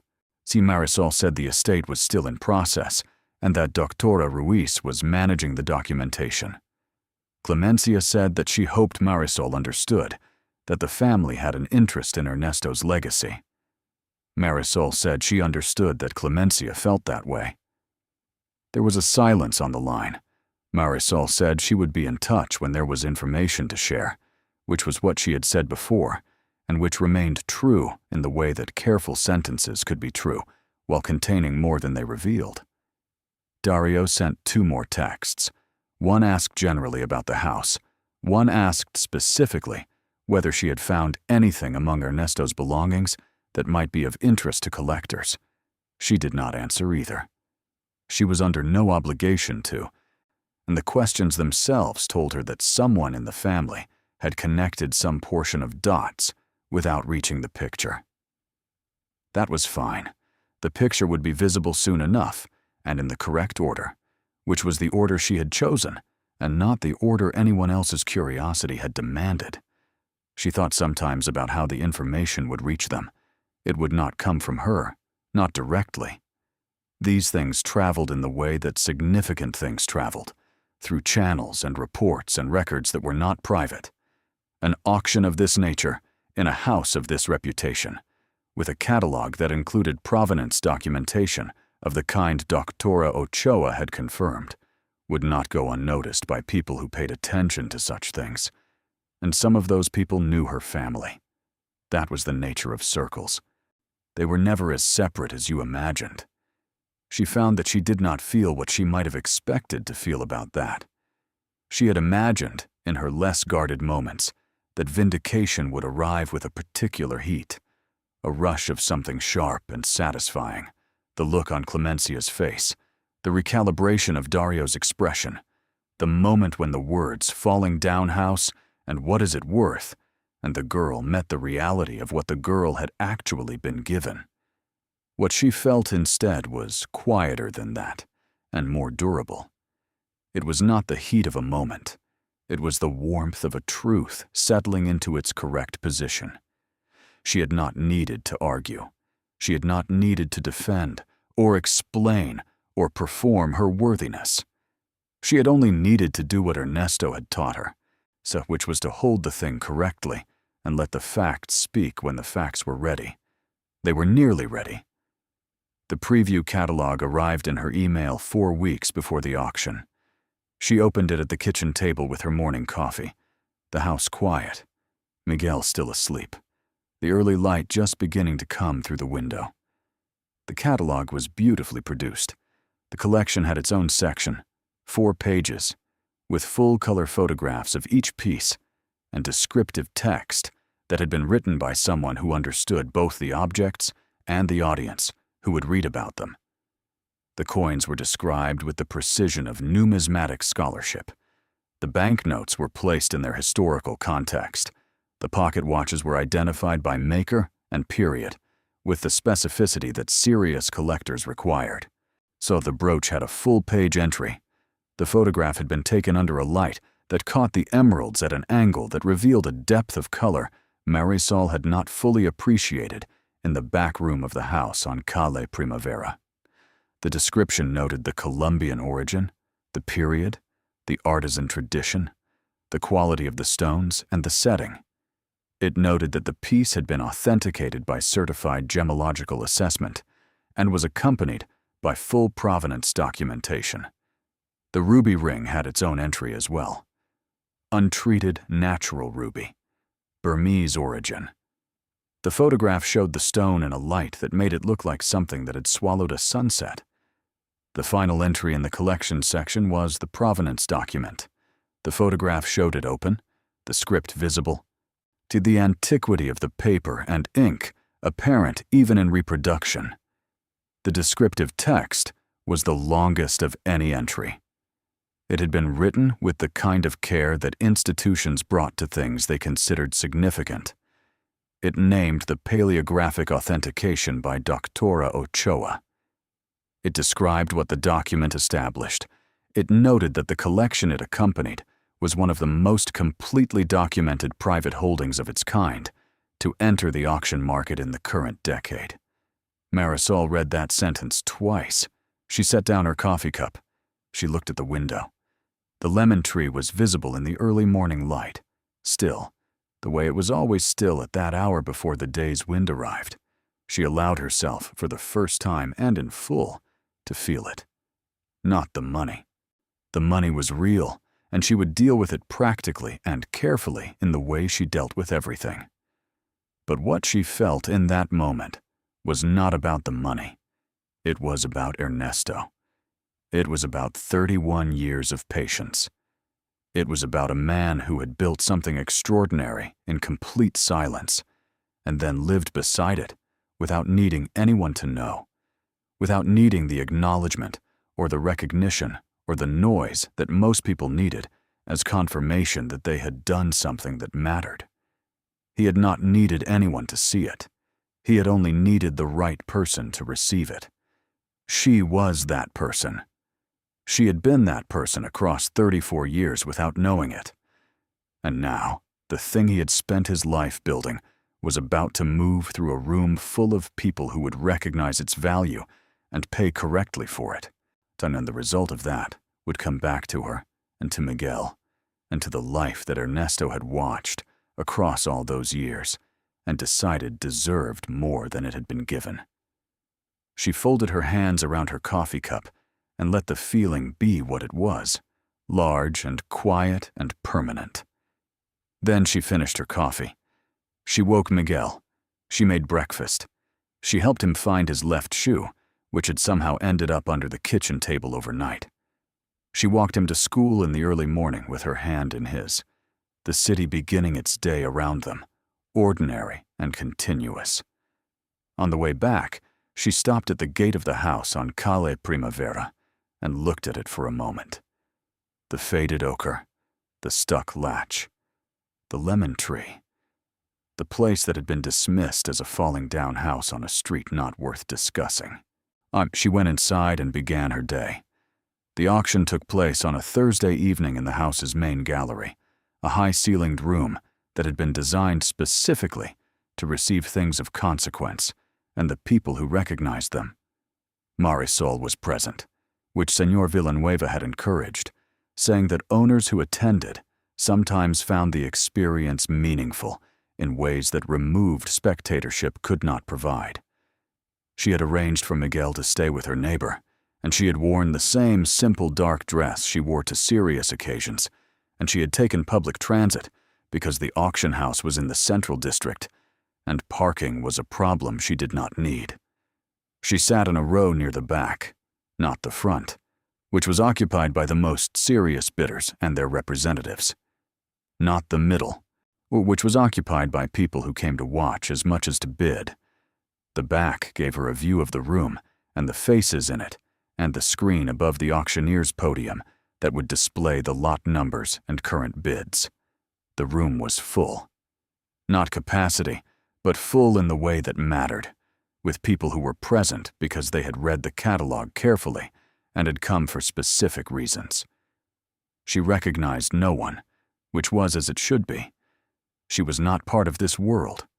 She was simply a woman whose uncle had spent 31 years building a door into it. The auctioneer was a compact man with a precise voice who moved through the early lots with the rhythm of someone who knew how to pace a room. Marisol watched the bids climb on pieces she did not know and tried to calibrate her sense of what numbers meant in this context. And her collection began with lot 43. The coins went first, offered as a single lot at the auctioneer's recommendation to Señor Villanueva, who had advised that presenting the numismatic collection intact would attract buyers who preferred completeness over cherry-picking. The reserve was called. The first bid came immediately from a phone bidder, the representative holding the phone in the third row.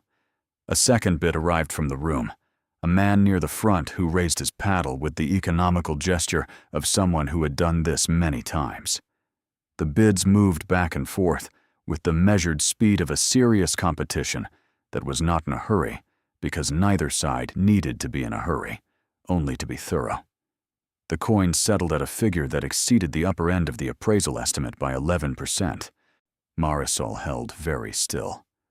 The banknote collection went next, again as a single lot. The phone bidder returned. A new bidder entered from the room. The reserve was cleared in the second exchange, and the bids climbed steadily through the estimate range and past it, with the unhurried inevitability of something responding to genuine demand. It settled above the upper estimate. The pocket watches were offered individually. 3 of them exceeded their individual estimates. The Swiss maker's piece, the one from the decade that the professor had identified as actively sought, drew a sustained competition between 2 room bidders that took 12 exchanges to resolve, producing a final figure that was 63% above its individual estimate. Marisol wrote nothing down, since she was keeping the numbers in her head with the same methodical attention she applied to everything, adding them quietly as each lot resolved. The brooch came next. The photograph on the screen above the auctioneer showed the emeralds the way they had appeared in the catalog, lit to reveal their depth. The auctioneer's description was brief and precise, hitting the key points: Colombian origin, artisan setting, gemological certification, full provenance. There was a pause before the first bid that was shorter than a breath, and then the room spoke. 4 bidders, 2 on the phone, 2 in the room. The opening speed was faster than the earlier lots, which told Marisol that the people in this room had seen the catalog and had come specifically for this. The bids climbed through the estimate range without pausing, so at the upper estimate, there were still 3 active bidders. Past the upper estimate, there were 2. The competition between them continued for 6 more exchanges in a room that had grown perceptibly quieter. The ambient conversation of a working auction replaced by the focused silence of an audience watching something significant. The brooch settled at a figure that was significantly above the upper estimate. Marisol's hands were folded in her lap. They were completely still. The ring followed. The photograph of the ruby on the screen was the one from the catalog, the stone that looked like a swallowed sunset. The auctioneer said natural, untreated, Burmese, and the room moved before he had completed the sentence. The bidding for the ruby ring was the fastest of the evening. It was also the highest. It climbed through the estimate in fewer exchanges than anything before it, and settled at a figure that Marisol had to confirm twice in her head, because the first time she calculated it, she thought she had made an error. She had not made an error. The remaining pieces, the enameled box, the cufflinks, the medals, went individually and all performed at or above estimate, the momentum of the room having been established by the larger pieces. The provenance document was the final lot of the collection, Lot 57. The auctioneer spent more time on its description than any other piece. He noted the paleographic authentication. He noted the historical period. He noted what the document established in terms of the collection's lineage. He noted that a cultural heritage organization had registered interest prior to the auction, which was information that the room absorbed with the particular alertness of an audience that understood what institutional interest meant for a bidding competition. The document's reserve was cleared on the second bid. What followed was the longest single lot of the evening. The Cultural Heritage Organization was represented by a phone bidder whose participation was systematic, matching every bid from the room with the methodical patience of an institution that had a budget allocated for exactly this purpose and intended to use it. The room bidder was a private collector whose paddle rose and fell with the composure of someone who had paid significant prices before and found the experience unremarkable. They competed for 17 exchanges. The document settled at a figure that, combined with the provenance premium it added to the collection as a whole, brought the total realized for all lots to a number that sat above the upper estimate of the appraisal by a margin that made Marisol understand, for the first time, why the professor had said the word earnest. She sat in her row near the back of the room, while the auctioneer moved on to the next section of the evening's catalog, and she held the total figure in her mind and looked at it from several angles, turning it the way you turned something to verify it was real. It was real. The total realized, before the auction house commission, was an amount that had no relationship to 14 quarters in a hospital parking lot. It had no relationship to landlord notices or credit card balances, or $11 phone jobs. It existed in a category of number that Marisol had never personally occupied, had never had reason to imagine occupying, had considered in the abstract the way you considered weather in countries you had never visited. After commission, the net figure that would settle into the account Doctora Ruiz had established for the purpose in 30 days would transform the practical landscape of her life completely. She sat quietly with that for the remaining duration of the auction. She did not call anyone. She did not take out her phone. She stayed in her row and let the room continue around her, and held the knowledge in the careful way she had held everything since the day she opened the wardrobe. When the evening concluded and the room began to move, Señor Villanueva found her near the back and shook her hand, for his expression was the expression of a professional who had expected a good result and received an excellent one, and considered both outcomes within the acceptable range of his work. He said the evening had gone very well. She said she agreed. He said settlement would be completed within 30 days, as specified in the consignment agreement.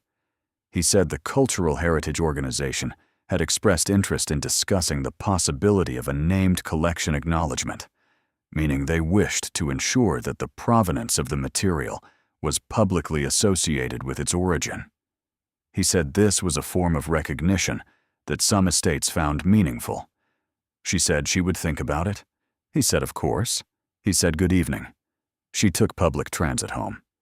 She sat in the bright, ordinary light of the train car surrounded by people returning from their evenings, tired and unremarkable, and completely unaware that the woman in the dark dress near the door had spent the last 3 hours watching her uncle's life's work find its value in a room full of people who knew what they were looking at.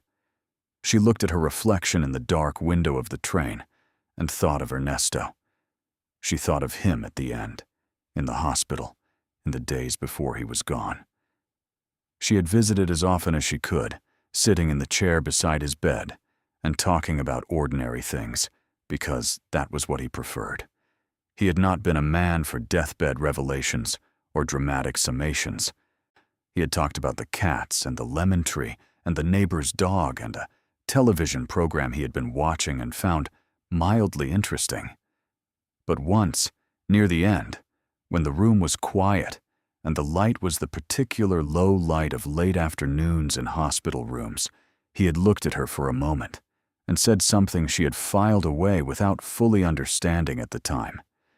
He had said that the things you kept were only as good as the person you kept them for. She had smiled and nodded and thought it was the kind of thing a tired man said at the end of a long life, philosophical and a little vague. Now, on the train home from the auction, she understood it precisely. He had not been talking in general terms. He had been talking about her. He had been saying, as plainly as he was able in the circumstance and in his nature, that the wardrobe and everything in it had been kept for her specifically, and that its value was inseparable from the fact of who was receiving it. She looked at her reflection in the window for a long moment. Then the train reached her stop, and she got off and walked home through streets that were wet from evening rain, the city reflecting itself in the puddles on the pavement, the air cool and clean, the lights of the houses in the neighborhood steady and warm. She unlocked the front door of the house on Calle Primavera and went inside and stood in the hallway for a moment in the quiet. Then she went to the kitchen and put the kettle on and sat at the table and began, for the first time, to plan. Not anxiously, not with the frantic forward projection of someone who had been desperate for too long and was now overcompensating, but with the calm and ordered attention of a woman who had learned patience from the best teacher she had ever had, and who was now applying that patience to a set of circumstances that rewarded it. She thought about Miguel's school first, as it had always been first on the list. The enrollment period for the following year began in 4 months. She had looked up the fees many times over many years, had looked them up again recently, had held the number against the reality of her situation, and set it aside, because setting it aside had been the only rational response. She would not set it aside again.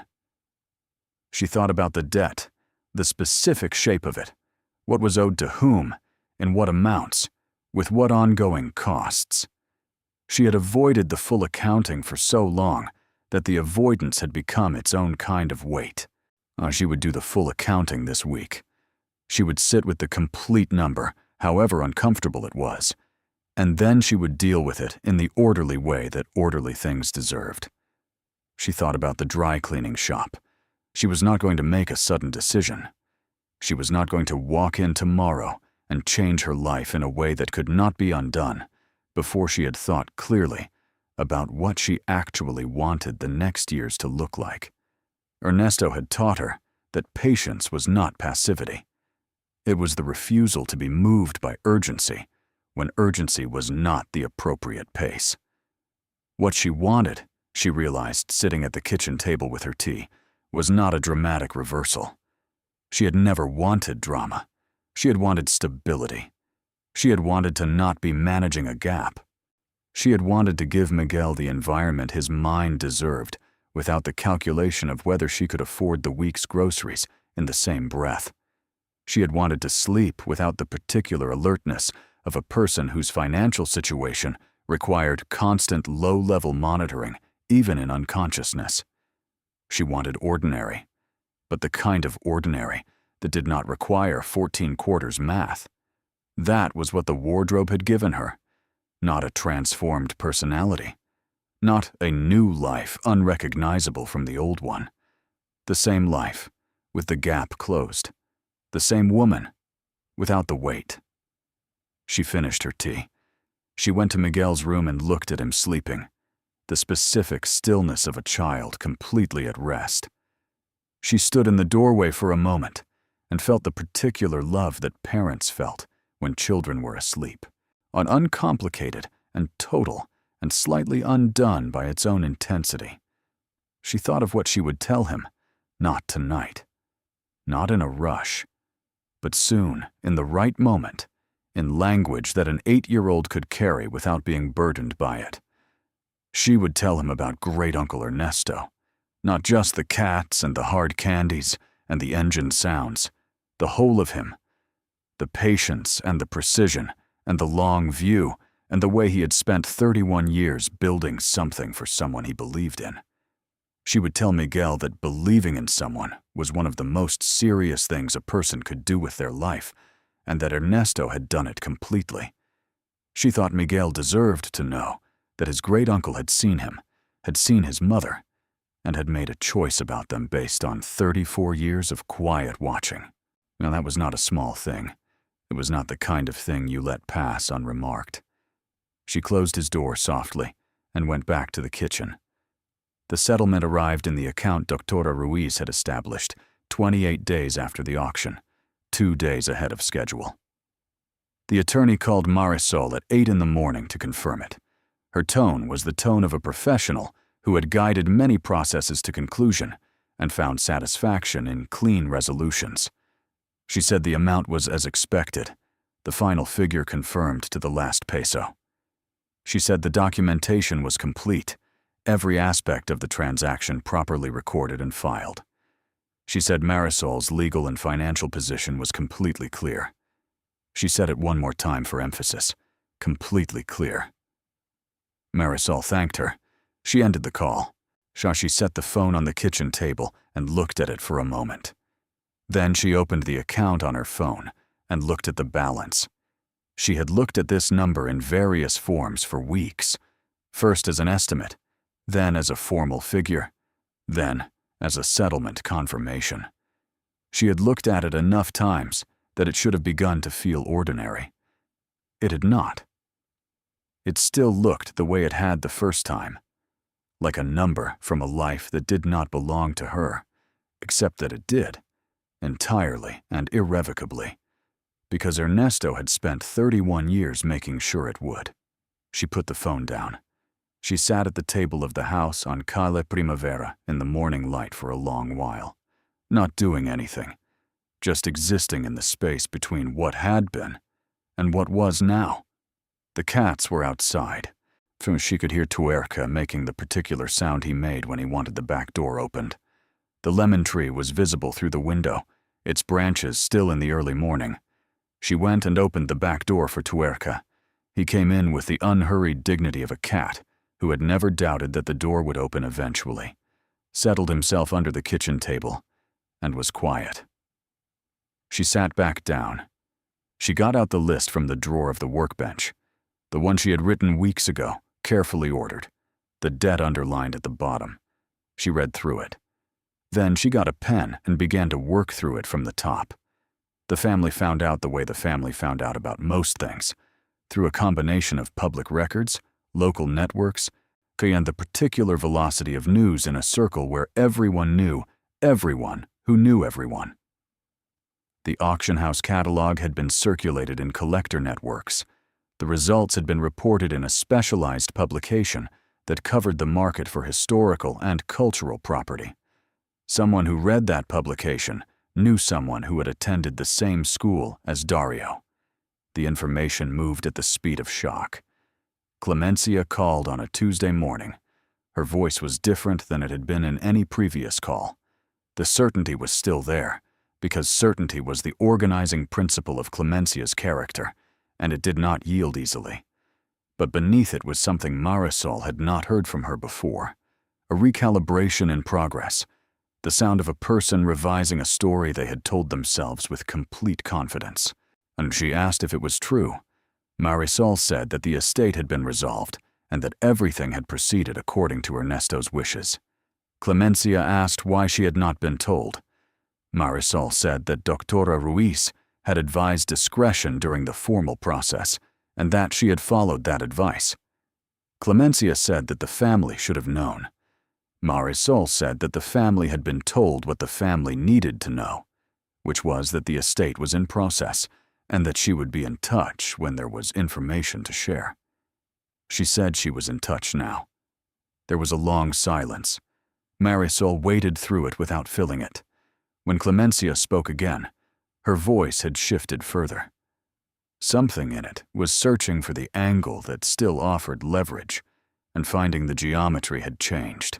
She said that Ernesto's legacy belonged to the whole family.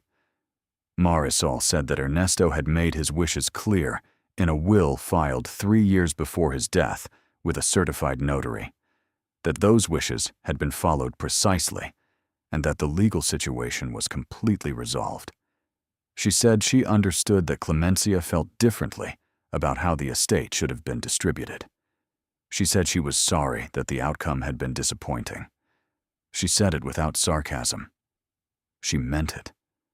Not the content of the apology, but the acknowledgement of genuine disappointment.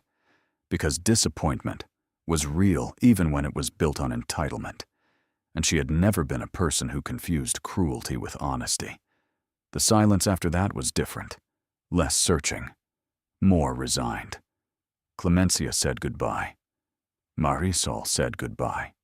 She set the phone down and sat for a moment. She noticed that the sharp thing she had half expected to feel, the edge of satisfaction at the reversal, was not there in any significant form. What was there, instead, was simpler, a kind of completion. The closing of a circle that had been open and unresolved since the day of the will reading, when the coffee cup had been set down and the words falling down house had been spoken with such complete confidence. The circle was closed. The house on Calle Primavera was hers. The wardrobe had been emptied, and the collection had been received by the world with the recognition it deserved. Ernesto's patience had arrived at its intended destination. There was nothing left to prove to anyone. She did not call Dario. She did not need to. The information would reach him the same way it had reached everyone else, through channels she had no control over and no interest in managing. She had not built any of this to be witnessed. She had built nothing. She had only done what Ernesto had trusted her to do, received what he had given correctly, and handled it with care. The witnessing was not the point. The reality was the point. 3 months after the settlement arrived, Marisol drove Miguel to his new school for the first time. It was an ordinary Thursday morning in the beginning of a new academic year, the streets busy with the particular traffic of school days, parents and children moving with the various urgencies of morning. Miguel sat in the passenger seat with his backpack on his lap and looked out the window with the composed expression of a boy who was nervous and did not intend to show it, and was not entirely succeeding. She had told him about Ernesto, as she had planned. Not all at once. Over several evenings, in pieces, in language calibrated to what an 8-year-old could hold. She had told him about the wardrobe and the key. She had told him about the professor and the auction house and the things Ernesto had spent his life collecting. She had told him why Ernesto had left it to her, or as much of the why as she understood, which was that Ernesto had watched them both for a long time and decided that they were the right people for the responsibility. Miguel had listened with the specific seriousness he brought to things that mattered to him. He had asked several questions, practical and precise, in the way that his questions always were. He had asked how old the coins were. He had asked what happened to the cats now. He had asked whether Ernesto had known what everything was worth. She had said yes to the last one. She had said she believed Ernesto had always known. Miguel had nodded, as if that answered something he had been wondering about. Now, in the car on the way to the school, he said without looking away from the window, "Do you think he's glad it worked out?" She kept her eyes on the road. She thought about that for a moment, the real version of the question, whether Ernesto, who had been precise and patient and quiet, and had spent 31 years building something for someone he believed in, would be glad. She said yes. She said she thought he would be very glad. Miguel nodded and was quiet for the rest of the drive. She watched him walk through the school gates with his backpack and his composed, nervous expression, and she watched him disappear into the courtyard where other children were already gathered, and she sat in the car for a moment before pulling away. The debt was gone. She had dealt with it in the orderly way she had promised herself. The full accounting first, then the systematic resolution, each piece addressed in the correct order until the total was 0, and the particular vigilance she had carried in the back of her mind for years was no longer necessary. The release of it had felt less like relief and more like the return of a weight she had been so accustomed to that she had stopped perceiving it as weight. Only its absence revealed how heavy it had been. She still worked. Not at the dry cleaning shop, which she had left with 2 weeks' notice and a genuine gratitude to her employer, who had been decent to her throughout. She had taken on work that suited her differently, careful and considered decisions about what to do with her time that she had been making slowly over these months without rushing. Ernesto had taught her that the correct pace for important decisions was the pace that served the decision rather than the anxiety surrounding it. She was considering things. Some of them were about the house on Calle Primavera, which she had decided to keep, because the house was not just property. It was the place where Ernesto had lived, and where she had first understood what he had done for her, and those things did not have a market value that was relevant to her decision.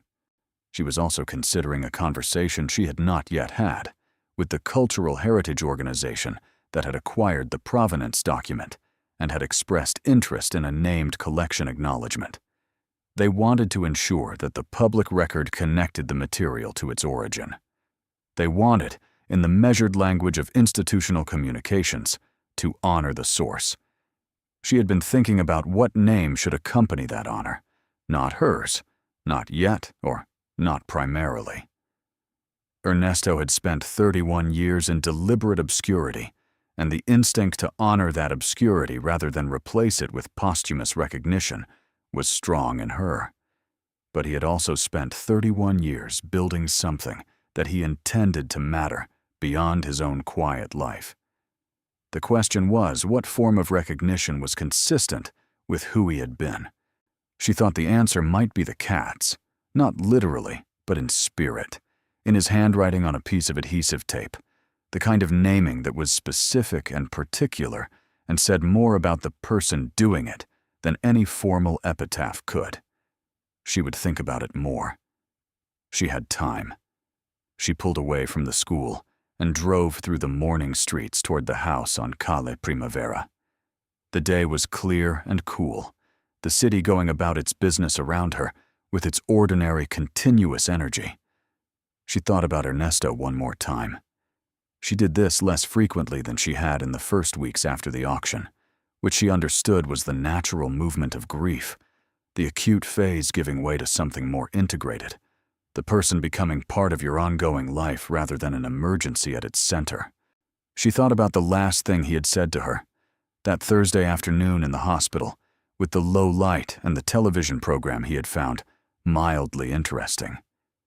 The things you kept were only as good as the person you kept them for.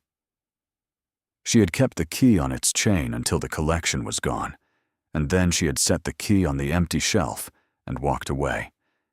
She had kept the house. She had kept the cats, all 4 of them, who were now entirely comfortable with her presence and treated Calle Primavera with the proprietary ease of animals who had decided the question of belonging was long settled. She had kept the list from the drawer of the workbench with the underlined words at the bottom. She had kept it even after the underlined words were no longer relevant, the debt gone, the need that had produced the list dissolved. She had kept it because it was a record of the precise moment between before and after, the list of a woman standing at a threshold she had not yet crossed, and she thought there was value in keeping that, in knowing where you had stood.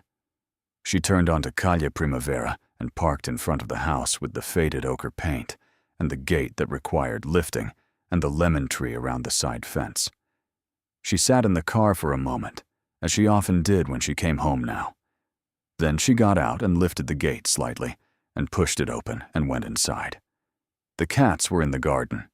Silencio, the black one rarely seen, was sitting on top of the back fence in the morning sun, with the confidence of a cat who had decided visibility was acceptable on days when the light was right. Parsh was on the step. Lav was somewhere in the overgrown corner that she had left overgrown on purpose, because Lave had clearly decided it was his territory, and the garden was large enough that his decisions about it deserved respect. Tuerca was at the back door, waiting. She opened the door for him. He came inside and settled under the kitchen table.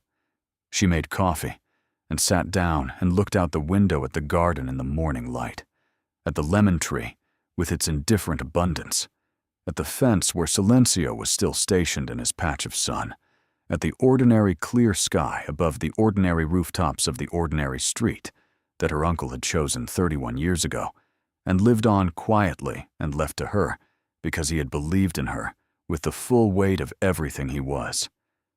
The coffee was warm in her hands. The house was quiet.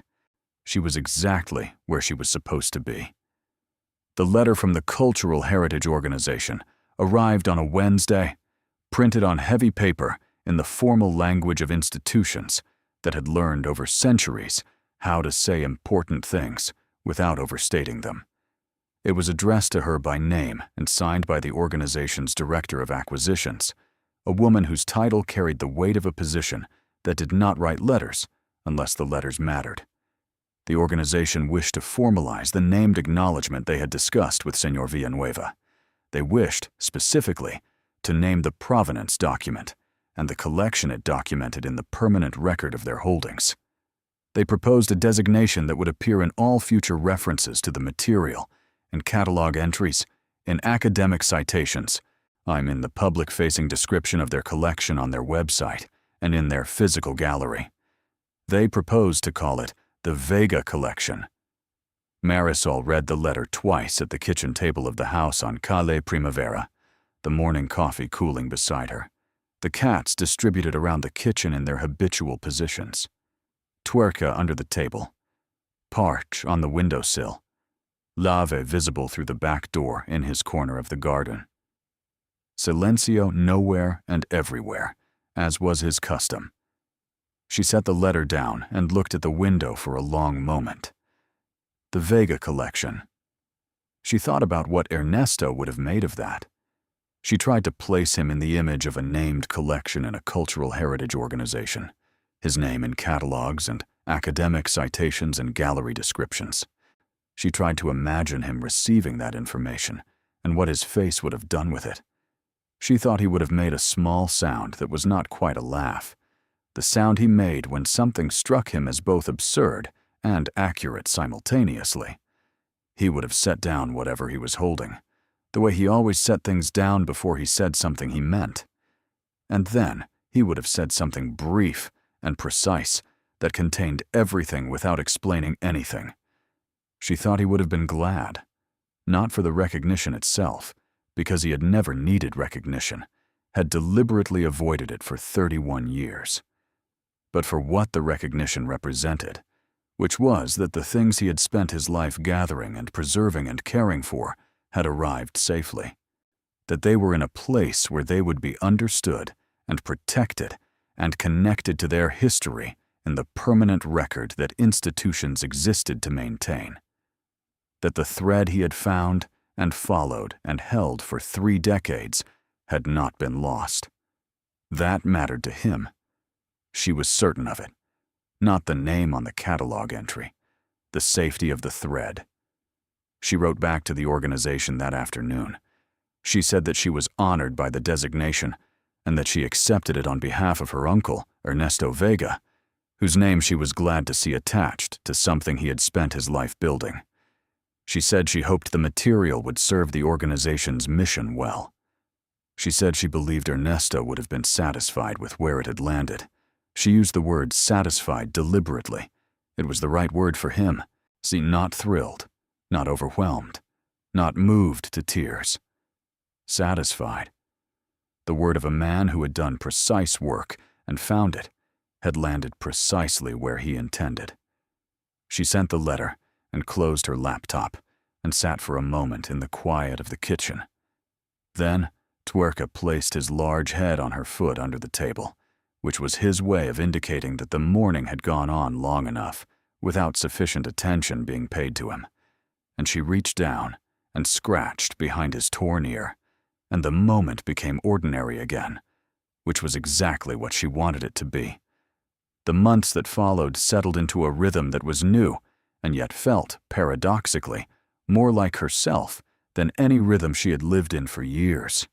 The removal of the gap, the constant management of the distance between need and available, like had returned to her a quality of presence she had not realized she had lost.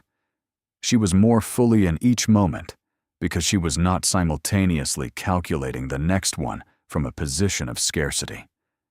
She noticed this most clearly with Miguel. She had always been present with him, or as present as the circumstances allowed. But there was a difference between the presence of a mother who was managing a difficult situation while also trying to be present, and the presence of a mother who was simply there.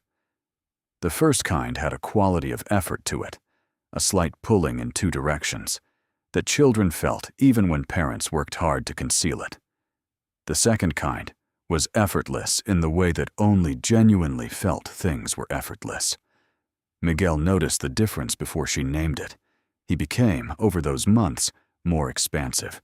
Not louder, he had never been a loud child, but wider in his conversation, more willing to follow a thought to its end, without checking first whether the moment was appropriate. He told her things at dinner that he had formerly told the ceiling of his room at night. He asked questions that were not practical, but philosophical, the kind of questions that children asked when they felt they were in a safe enough space for the answers to matter. He asked her once, on a Sunday evening while she was making dinner, and he was at the kitchen table with a book he was only partly reading, whether she thought Ernesto had been lonely. She considered this seriously, because he was asking seriously, and deserved a serious answer. She said she thought Ernesto had been solitary, which was different from lonely. She said solitary was when you chose to be alone because you were sufficient company for yourself and the work you were doing. Lonely was when you were alone and wished you were not. She said she believed Ernesto had been solitary and that he had been, in his way, content, Miguel thought about that. He said he thought he understood the difference. She asked him which one he thought he was. He said neither, currently, because he had friends at the new school, and also her, and also the cats. He said he thought maybe when he was old, he might be solitary sometimes.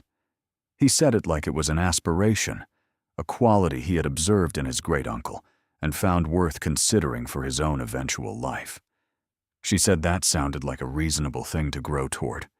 He went back to his book, and she went back to dinner, and the kitchen was quiet in the specific warm way of rooms where two people were comfortable enough with each other to be silent. She thought about that conversation for days afterward, about the word solitary, and what it had meant for Ernesto, and what it might mean for Miguel, and what it already meant for her in the new version of her life. She had more space now, genuinely more space, and she was learning to inhabit it without the old reflex of filling it with productivity as a defense against the anxiety that had shadowed every unoccupied hour.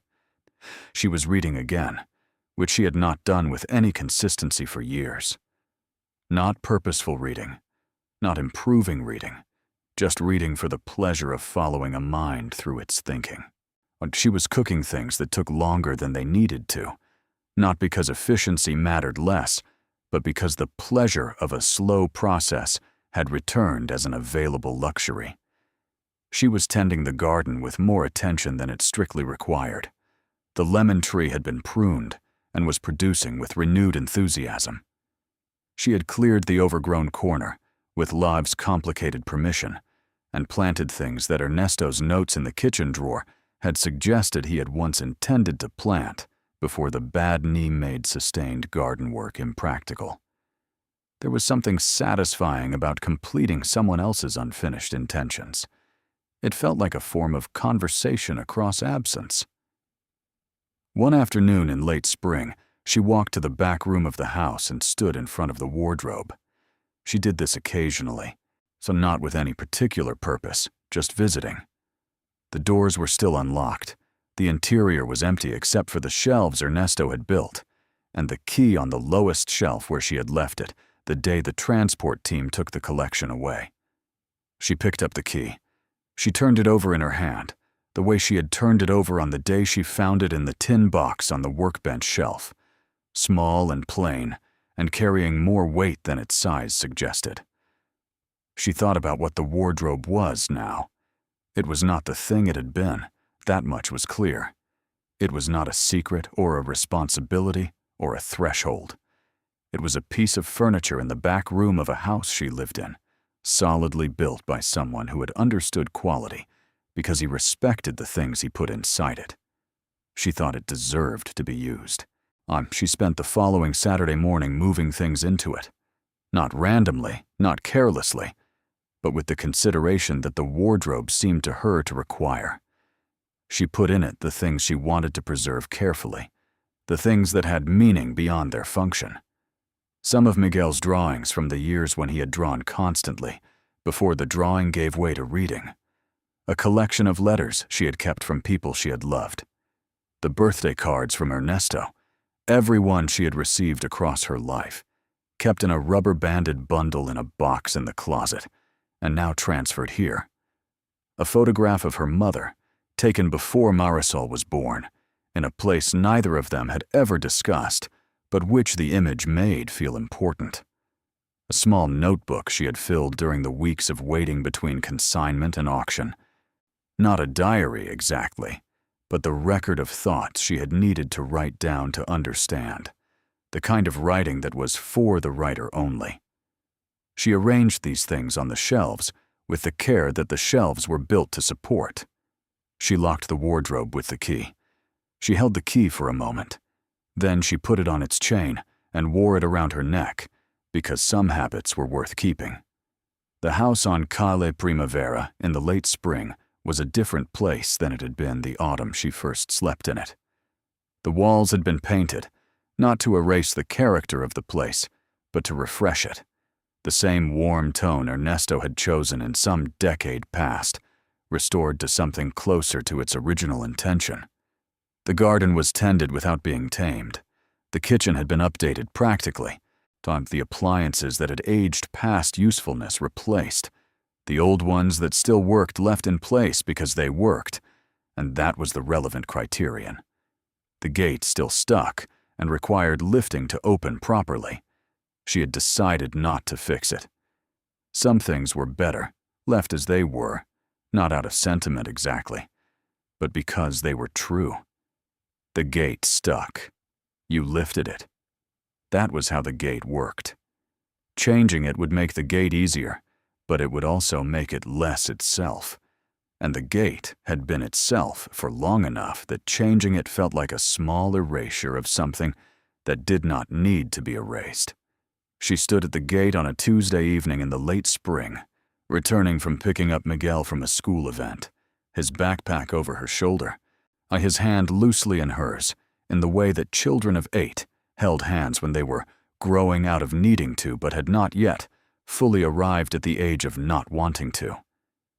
She lifted the gate. She pushed it open. They went inside. The lemon tree was visible in the last of the evening light, its branches full and slightly moving. The cats were in the garden, Tuerca on the step, Parsha on the fence, Llava in his corner, Silencio in the peripheral vision, there and not there.